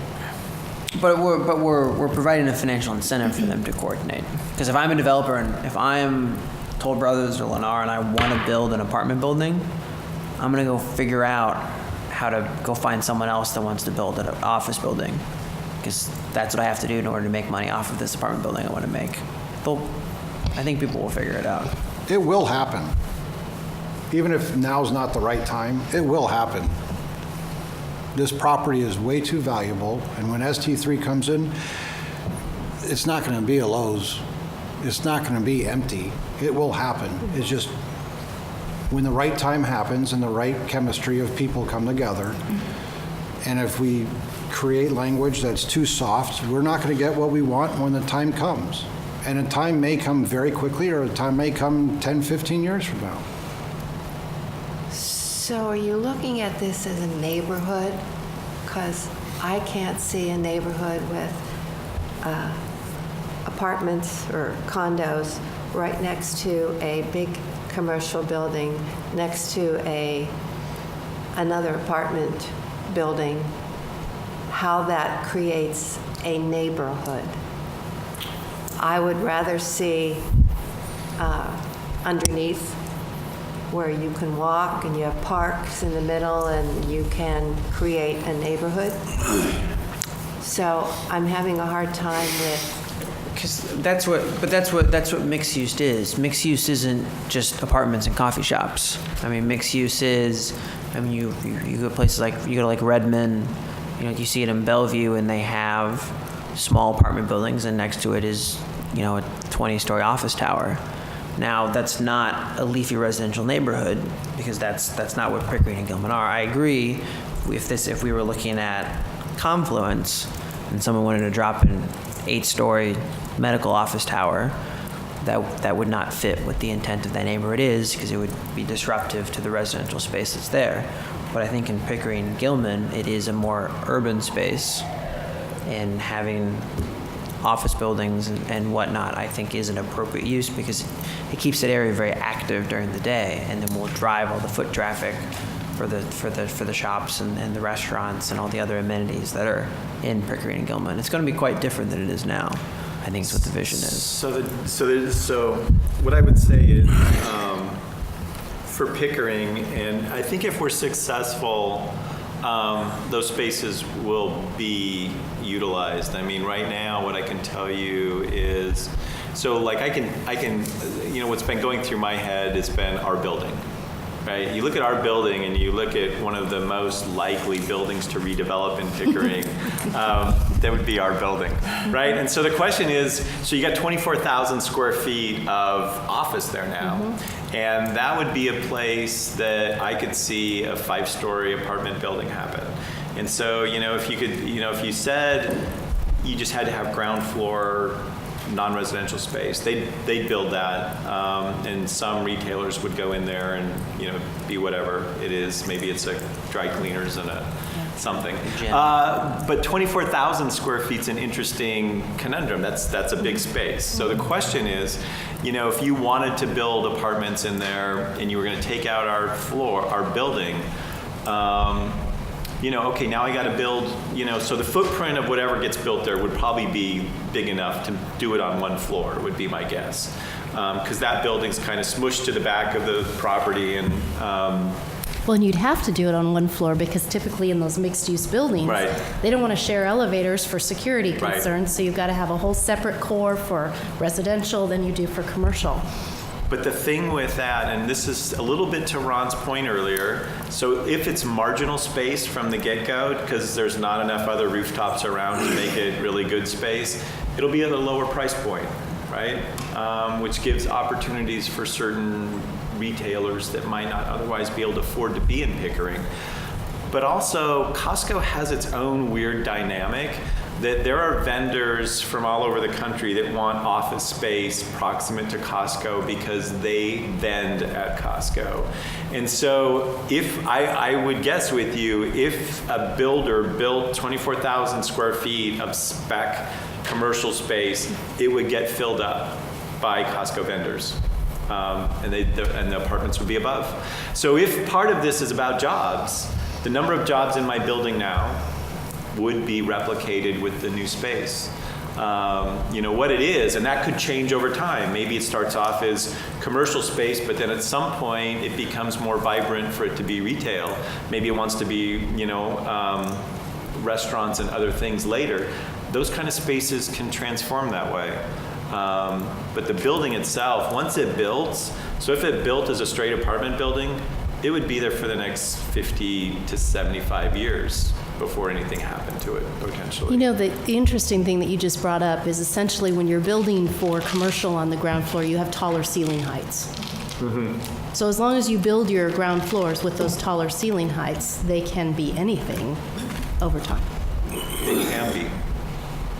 So Mel, how would you change it that would work for the Development Commission and encapsulate everything that we've been talking about? Any suggestions on how? Well, for the Development Commission, the way it's written, it's clear. I would interpret it's clear. Yeah, it's very clear. It's not commercial, like commercial. It would be an easy one to interpret. And personally, I would just take it out.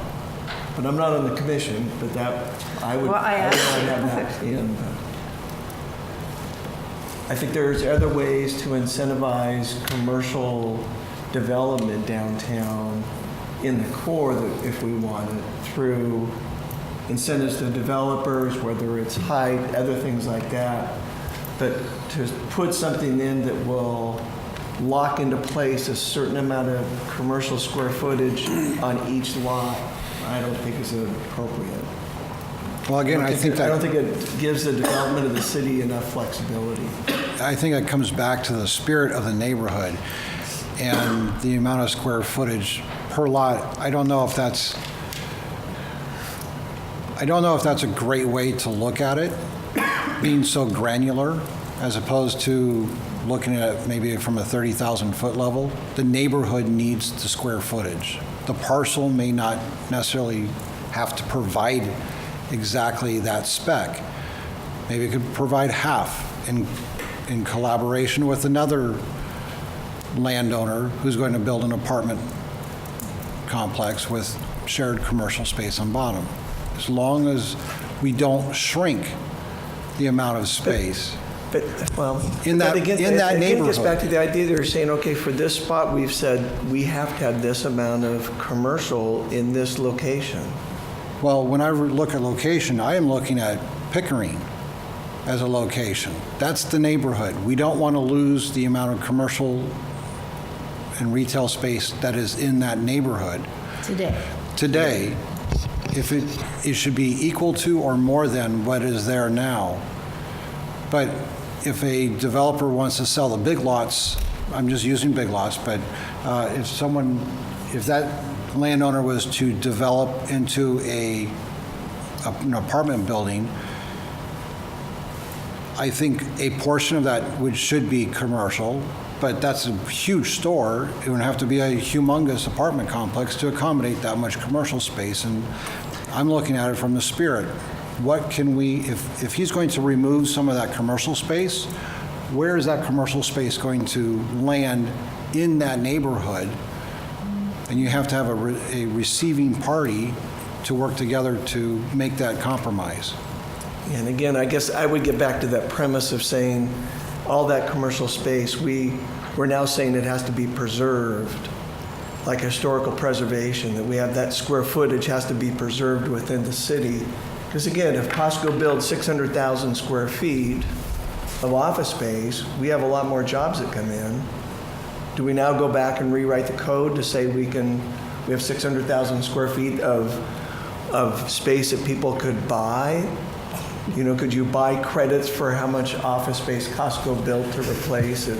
All right, well, let's play devil's advocate. Let's say all the landowners got together and developed the entire Pickering area, and they went with commercial space down below, and Costco says, great, I'll take all of it. We have mixed use, but we have all one brand underneath that. We have no retail.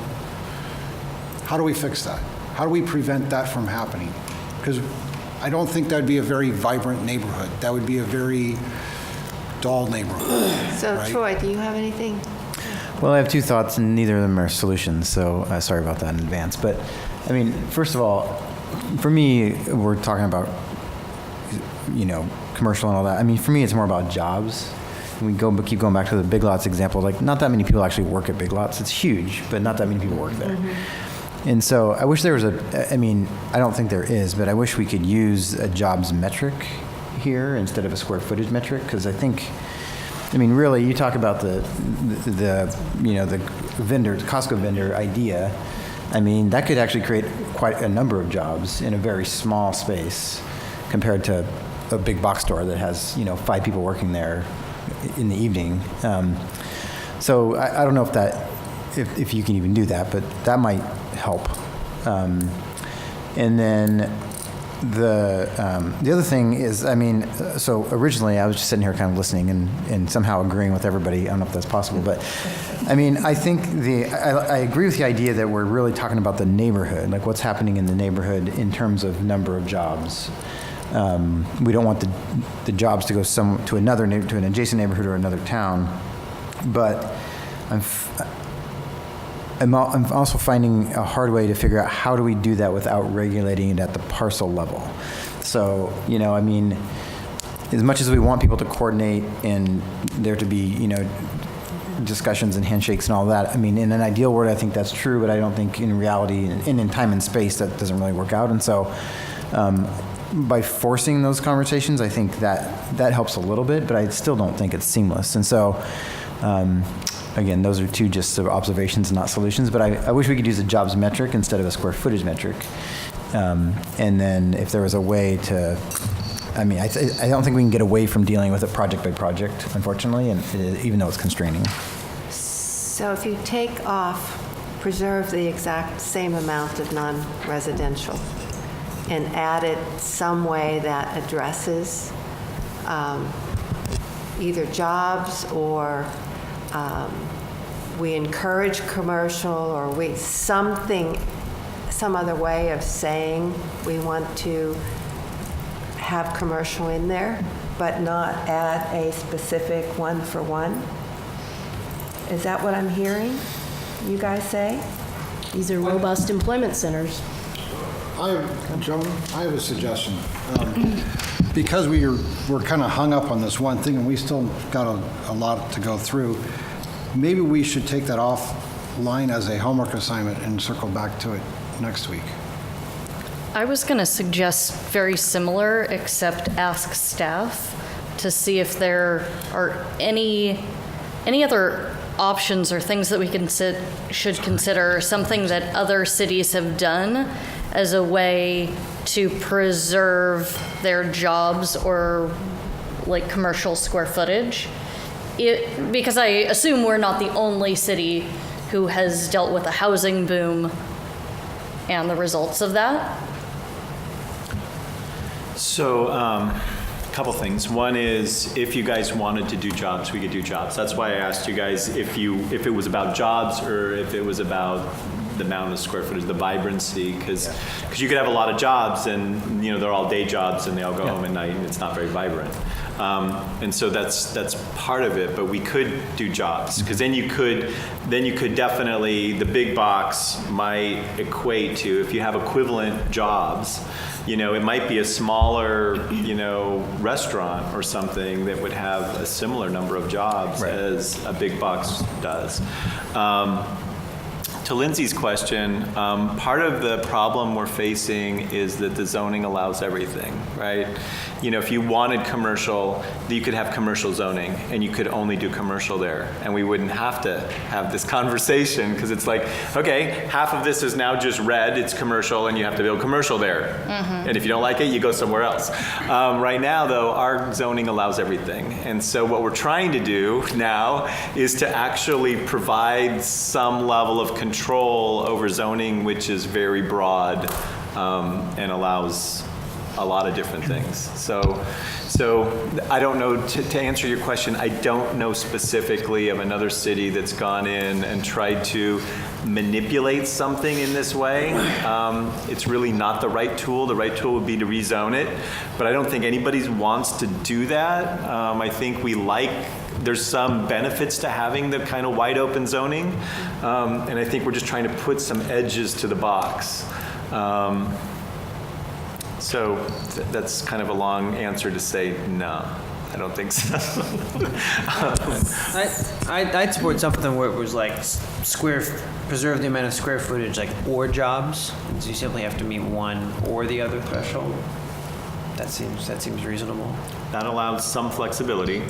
Yep. That's what we need. Yeah, and maybe something in the measures of success that says, you know, at the end of the day, we have more housing and more jobs, right? That would be a measure of success.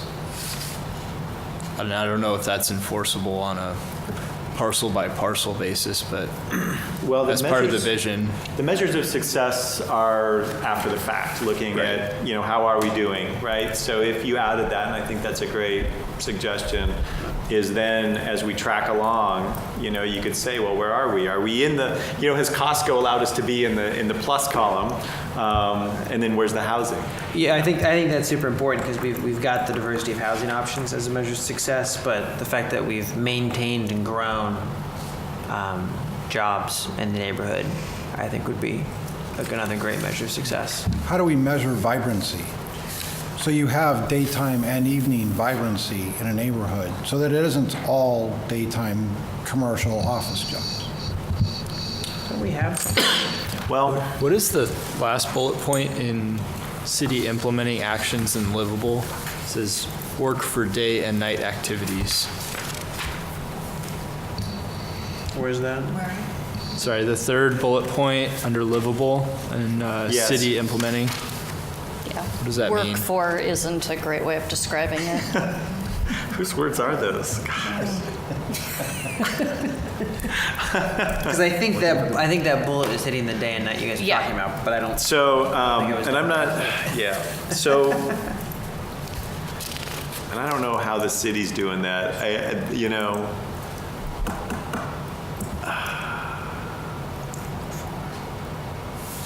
I mean, I would almost push that one down to measures of success. I mean, that is that one that I think we were trying to talk about, because, I mean,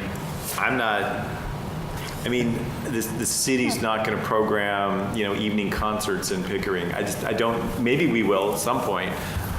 Could you use a word like facilitate? So whether it's program or, because like one thing that's, you know, that would allow for people to do night activities.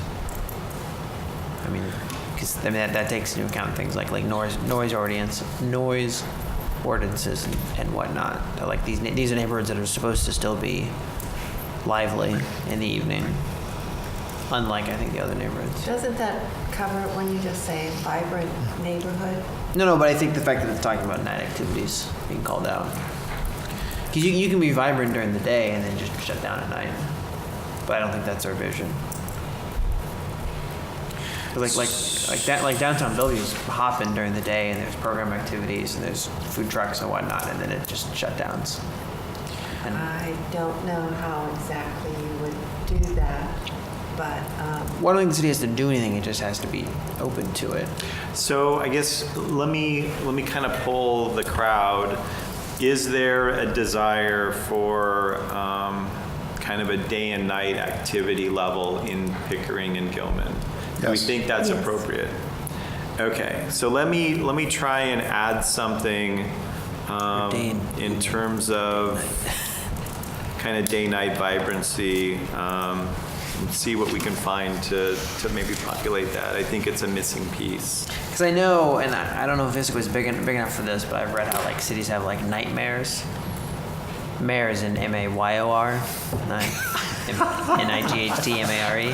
But where they have like a position, and this makes more sense if you're a city like Seattle, but they have someone in city staff, and I think sometimes it's elected, sometimes it's just a position, and their job is to kind of be the point person for all the city services and permitting for all the evening and nighttime stuff that goes on. So they would coordinate night owl service and ensure permitting and make sure that there's police and street cleaning during the night and whatnot. I mean, I don't think Issaquah will ever get to that point, but like you can have, there's ways for cities to go out of their way to ensure, you know, the city is vibrant and services are being delivered outside of the 9 to 5 So the hours. city implementing action might be support both daytime and nighttime activities or something along those lines. I don't know.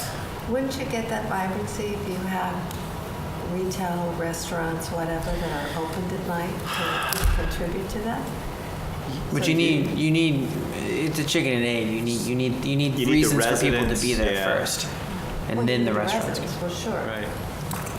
So right now you have the daytime population in Pickering No one's there with at the night. offices and the retail.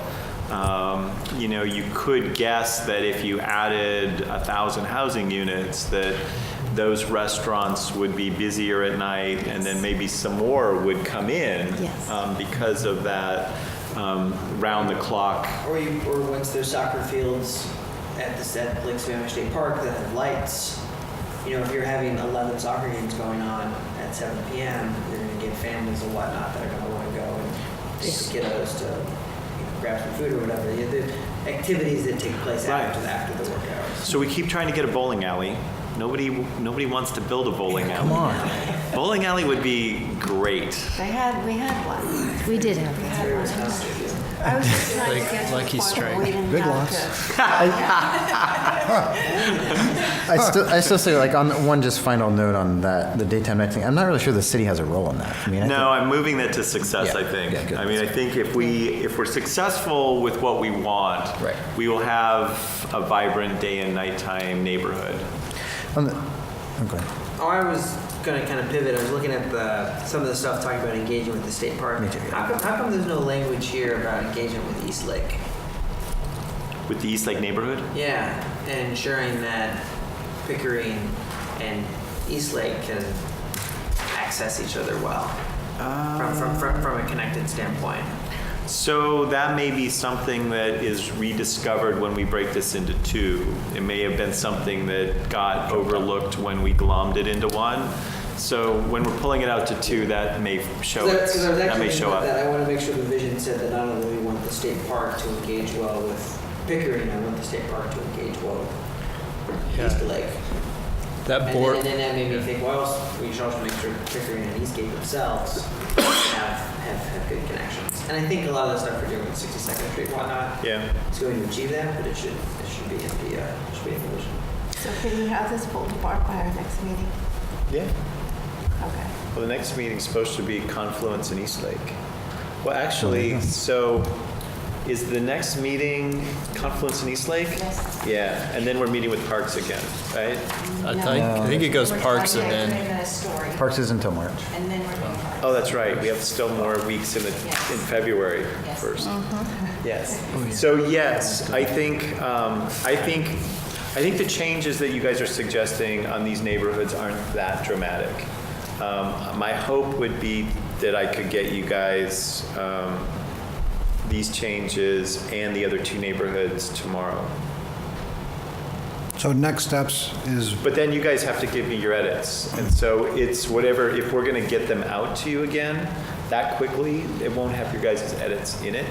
So it's your choice. Either I can hang on to it for another week and you guys can give me edits, or I can get you something back that you can then edit away. And so if you want to wait, then you'll have another version to plug your edits into. I hope that there are no additional edits. Oh, I have like 4 comments on that. well, 1.4 We haven't decided on 1.4. That still needs, I heard or jobs. Or jobs. more jobs. Yeah. So unless we're going to talk about that more, we're adding or jobs. I think we've talked to death. Yeah, I mean, my recommendation would be that for the next meeting, we've just spent, I think this has been a good exercise for these two, but if we could all do that for the next two and either get them to you before the next meeting or just, come in, and it can go really fast, I think. So I think that's my idea. the hard I part, say that and I'm not going to be here. Nice. the hard part, or the good part for me is when you all get together, somehow you collaborate more when you're here than when you're in your office We're at not allowed home to. trying to think of things to do. It opens up so much more, and we have the discussion from the Development Commission, and it's more static when you do it that way. But you've looked at, I'm assuming you've read through this, and we picked out the big things and changed things. I don't expect to come back next week and have 45 edits. And so what I would like to see is the things that have them separated and put in the changes that we wanted. And then we're going to talk to AJ, and he's going to say. Sorry, I had two things I wanted to potentially add, Okay. flush out. I think they're both on the connected one. One on the Sound Transit Station. One thing that I was passionate about is not only is it a neighborhood focal point and amenity, which I think we talked about in the previous meeting, people really bought into, but also that the station itself was a way to get between the two neighborhoods. So I don't know if you guys think that's necessary or if that's already articulated here, but I think It's in there now. What? Well, he just put it in there, so it's in there now. Oh, okay, sorry. I was going to finish the sentence that my vision is this train station isn't something that you get to, but it also is yet another way to make I-90 more permeable between the two neighborhoods. So I think that's something important to convey, because that could end up being quite a different architecture design. And then the second one was something that I think I had floated before. I don't remember how minimal people were, but for Mall Street, I really like the idea of that potentially being a non-car street. And so I want to know whether you thought that this language was the Mall Street that doesn't yet exist, and having that potentially be just like a pure, true pedestrian promenade with street-facing retail. Is that something that as written, that would be possible? I want to make sure it's not written such that it's just like, oh, well, it's going to be a street, so there's going to be cars, and then. I wouldn't mind saying pedestrian-oriented. I don't think there's been a decision that it would be. No, yeah, I don't want to commit to having no cars, because that would be way too early to do that, too strong. But I just want to make sure that that is a possibility, that it doesn't need to be. So right now it says that, so right now the second bullet under distinctive says Mall Street has been constructed to be a neighborhood amenity. Now, that's broad. And I guess the question is, do you want it dialed in? No, I don't more think so, because I think that'll get covered in the Mall Street Promenade plan. I just wanted to make sure that it wasn't prescribed that it had to be car accessible. No. Okay. I don't know that we know that much about that yet. No, I don't think so either. Well, and for those of us that are still making LID payments on the improvement of the existing Mall Street and have a few years to go before we pay that off. You might have an opinion on that. Let's not change it right away. So I had a question on 3.1. Yep. We're doing a new crossing across from West Newport? Yes. Where is that? So Gateway Anthology Yes. has a landing. Yes. And so it's going across. It's I-90. across I-90. Right. And it'll land somewhere in gonna what's go all the now way over to- Pickering. So it'll be over by like the, Newport? it'll be, Is that in Pickering? It'll be probably somewhere close to Greenwood Trust property would be my guess. Yeah. Is that in the neighborhood, or is that a little bit? 3.1. But is- It's west of the Pickering neighborhood. So we extended Pickering when we I'm just confused by the West Newport reference. Yeah, Well, that's the start, That used not to be the Gateway, end. right? Okay. So it's now called West Newport. Okay, which is now Anthology. Yeah, well, Anthology's the apartment complex. Because it's a pedestrian bridge, so to get to it Gotcha. from Newport, you would first have to walk the Through- quarter mile Gotcha. of public access Okay. in the Newport Thank you. Anthology, whatever. Then you would get to the bridge to cross over to Gotcha. then access another sidewalk or whatnot. Thank We'll you. just clarify that by calling it the West Newport neighborhood. Okay, Yes. very, very good. And then 4.3 was my other one. It would be lovely to construct the mobility improvements before anything is done, but how are you going to do that? Who's going to pay for it? Well, right now, that's under the developer obligations, right? So I Yes. think what that says to me is, well, there's. How are you going to do that? This says a lot more to me than what it says. What this says to me is that, yeah, that one's. I will pay my mitigation fee. Yeah, I know. So right now, there's a disconnect between impact fees and concurrency projects and geography. Yes. I'm They've been well aware of deep that. connected. Yes. And I think, it probably, over the past 3 years since we adopted simplified concurrency, it probably worked out as poorly as it could. Just because all the projects got built in two places, either Newport or 7th. And so the question is, I don't think we're suggesting necessarily that concurrency changes, but what this would say, and maybe that actually needs to be moved down to city obligations, that the city needs to maybe look at making its TIP a little bit more closely related to the development projects that are happening. Exactly. Because right now it's not. Right. So I can move that down. Thank I you. don't I mind appreciate moving that that. down because I think that's probably where it goes.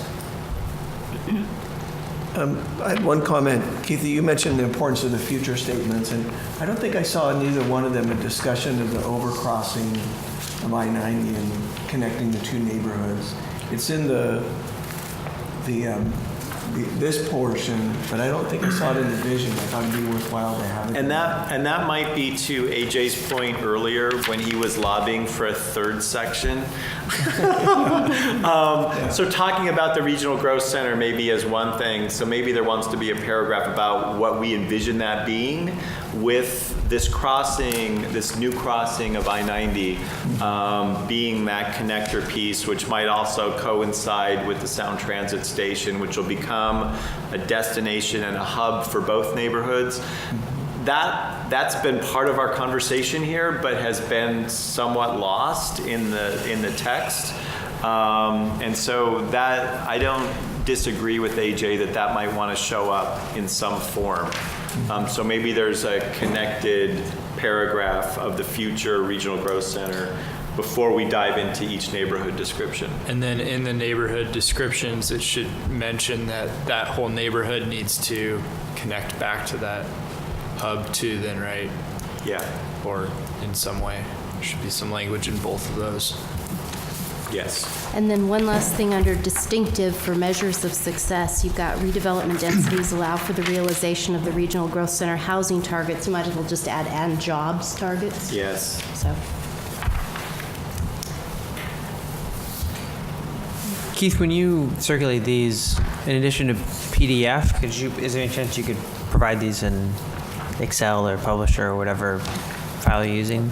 Just from an edit standpoint, it might be easier to just like track changes and send you the file back. Yeah, we can do that. Thank you. So we have them as Word documents. That's perfect. Because have you sent us Word documents, or do you always send PDFs? No. Yeah. PDFs. Yeah, if you could send the Word, that might be easier.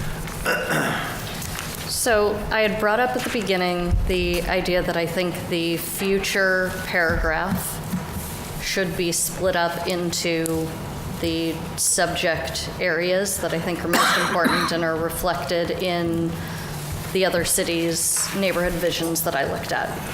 I can send Keith that as my edit, but I kind of wanted to pull the idea of saying we should have a section on connectivity and mobility in order to very distinctly call out what connectivity looks like per neighborhood. Sorry, where is that going? In the neighborhood or before the neighborhood? In the future. future section. Future description.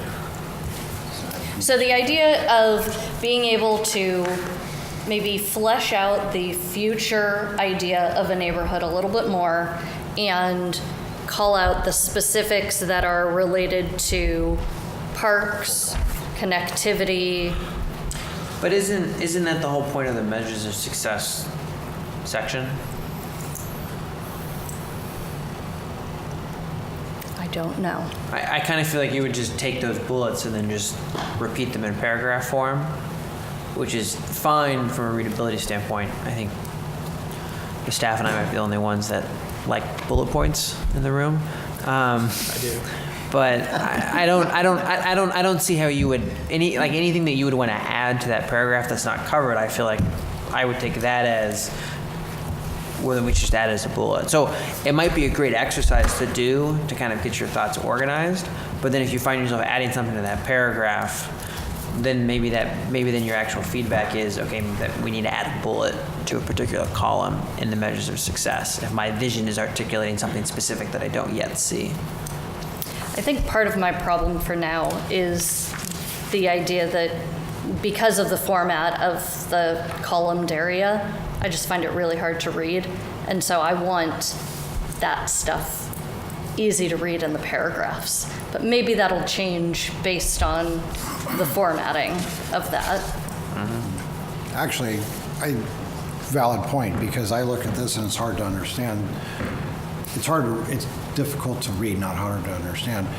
Two different audiences. You have very analytical and very qualitative. And so one likes more of a story and more of a sales document, like myself. And then someone else, AJ, who's a numbers guy, may like the numbers side. So I like to see what you have to say. And that might pull into the idea of the different users of the document, that you've got the residents who want that story, and then you've got the developers and staff who want the details, what can we hold people to and what are our requirements. I'd like to see it. I can Did present. you do one? Yeah, I think I had done one for West Newport. Yeah, so send it. Okay. Joan's looking at me like, more work?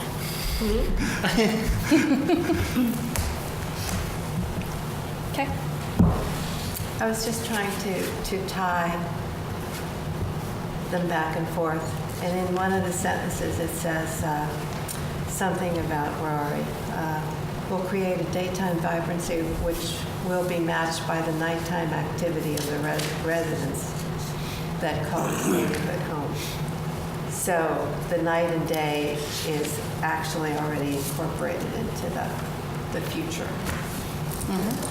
As it should But be. that wasn't- There should be a connection. Yeah, there should be a connection. So if you're going through and you find something that is not highlighted in this, you can add it, but I don't think it has to be a one-for-one or a specific. It's a general thing in the first future thing, but I like the fact that, you have it in there and then you have a city success story to go with it. It's getting more logical. Yes, it's getting more logical. So it just needs in the beginning. It's always, out here, and then you come into a point where it actually makes sense. So I don't think it needs 4 or 5 paragraphs, but I think it needs to have a little bit more fluff. Yeah. Just a little bit to accomplish a little bit. And I don't think that we have to necessarily be exactly look at things like Bellevue or Redmond, because their cities are completely different than ours. They have big flat areas where they can do whatever they want. We have this small congested area that we can't really do that much with when you really think about it. So I think we're pretty well there. I would change some of the way it's written, but I don't think it's enough to make a difference. Not the idea, it's just some of the more consistent. With that, do we have some Public comment? anything else that anybody wants to?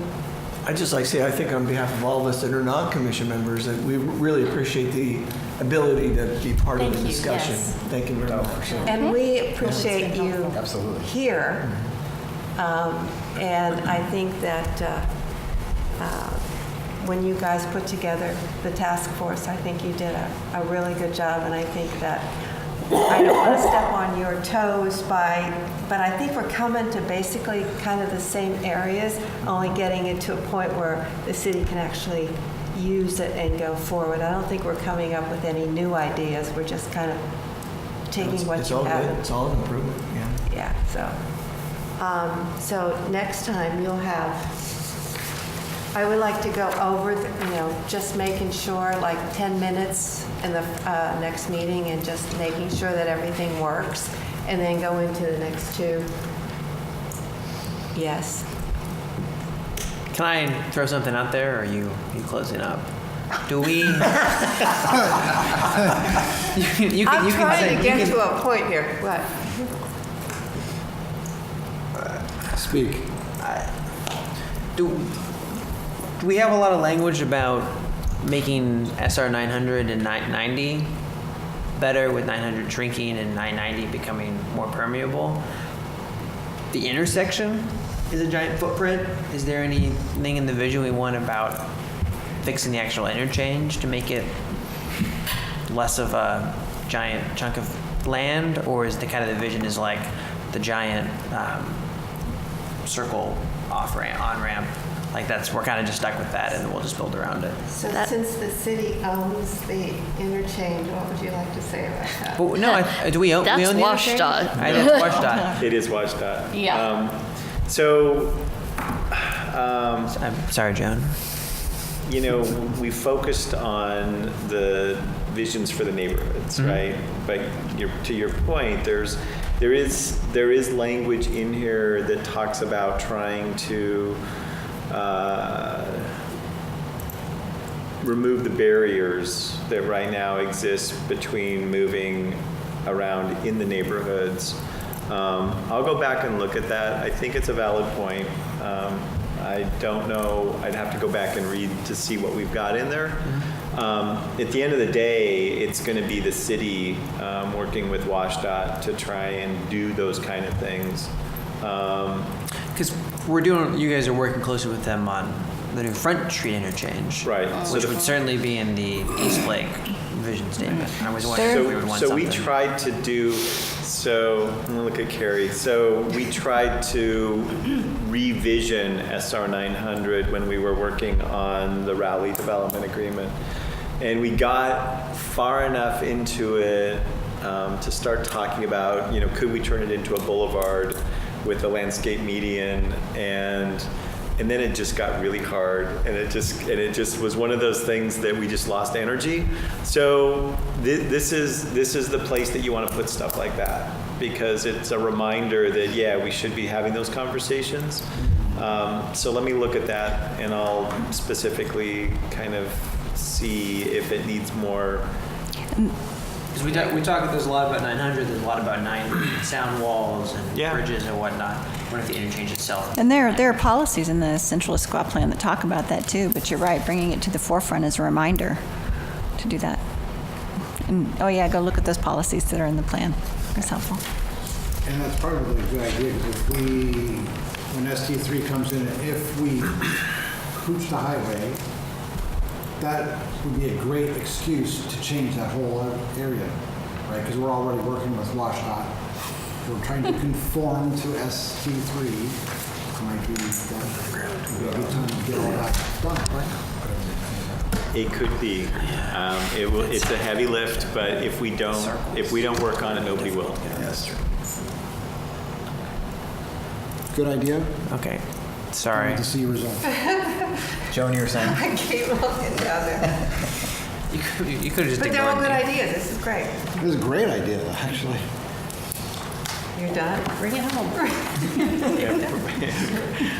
Okay, so I'll go back to what I started saying. So next week. We'll spend just a short amount of time, just because Keith is gonna send it out ahead of time. But if there's anything else you want to change or anything you want to do, I want to see it done. I like to see it done. I want to make sure that that's what you've said in the paper. And then we can do the next two the same way we're doing it now, which is collaborative. And we kind of know where we're going with this. Okay. So we're set? We know what we're doing? Yeah, so, and the way that this worked out tonight, I mean, we did get into details, but, spending time talking about the future of East Lake, make sure we all agree with how we painted that, and then the future of Confluence, because we haven't really talked about either of those two neighborhoods very much. And so making sure that we look at those visions for what the future of those two neighborhoods are, that's the big thing we need to get right. All the kind of details then fall out of that. So as long as we get those kind of bigger visions right, that's where we need to be. Okay. Okay. So it is time to close this meeting, but I do want to make one comment for anybody who actually watches this on television. Now is the time to apply for commissions. We will have at least 4 open seats. And so I would love to have people from the chamber, from the community who are interested in contributing to what we've talked about tonight and the future of the city. So please do apply. Would love to encourage more people to be part of our little round table here. So. And drop dead date is February 28th. What? Drop dead date is February 28th for applications. Well, that can always be moved a little bit, but please have your applications in as soon as possible. It doesn't take very long. You just have to go online and hit a few of those special buttons and answer the questions, and we will certainly take all applications seriously, so please do. So with that, I'm going to close the meeting at 9:10. Thank you very much.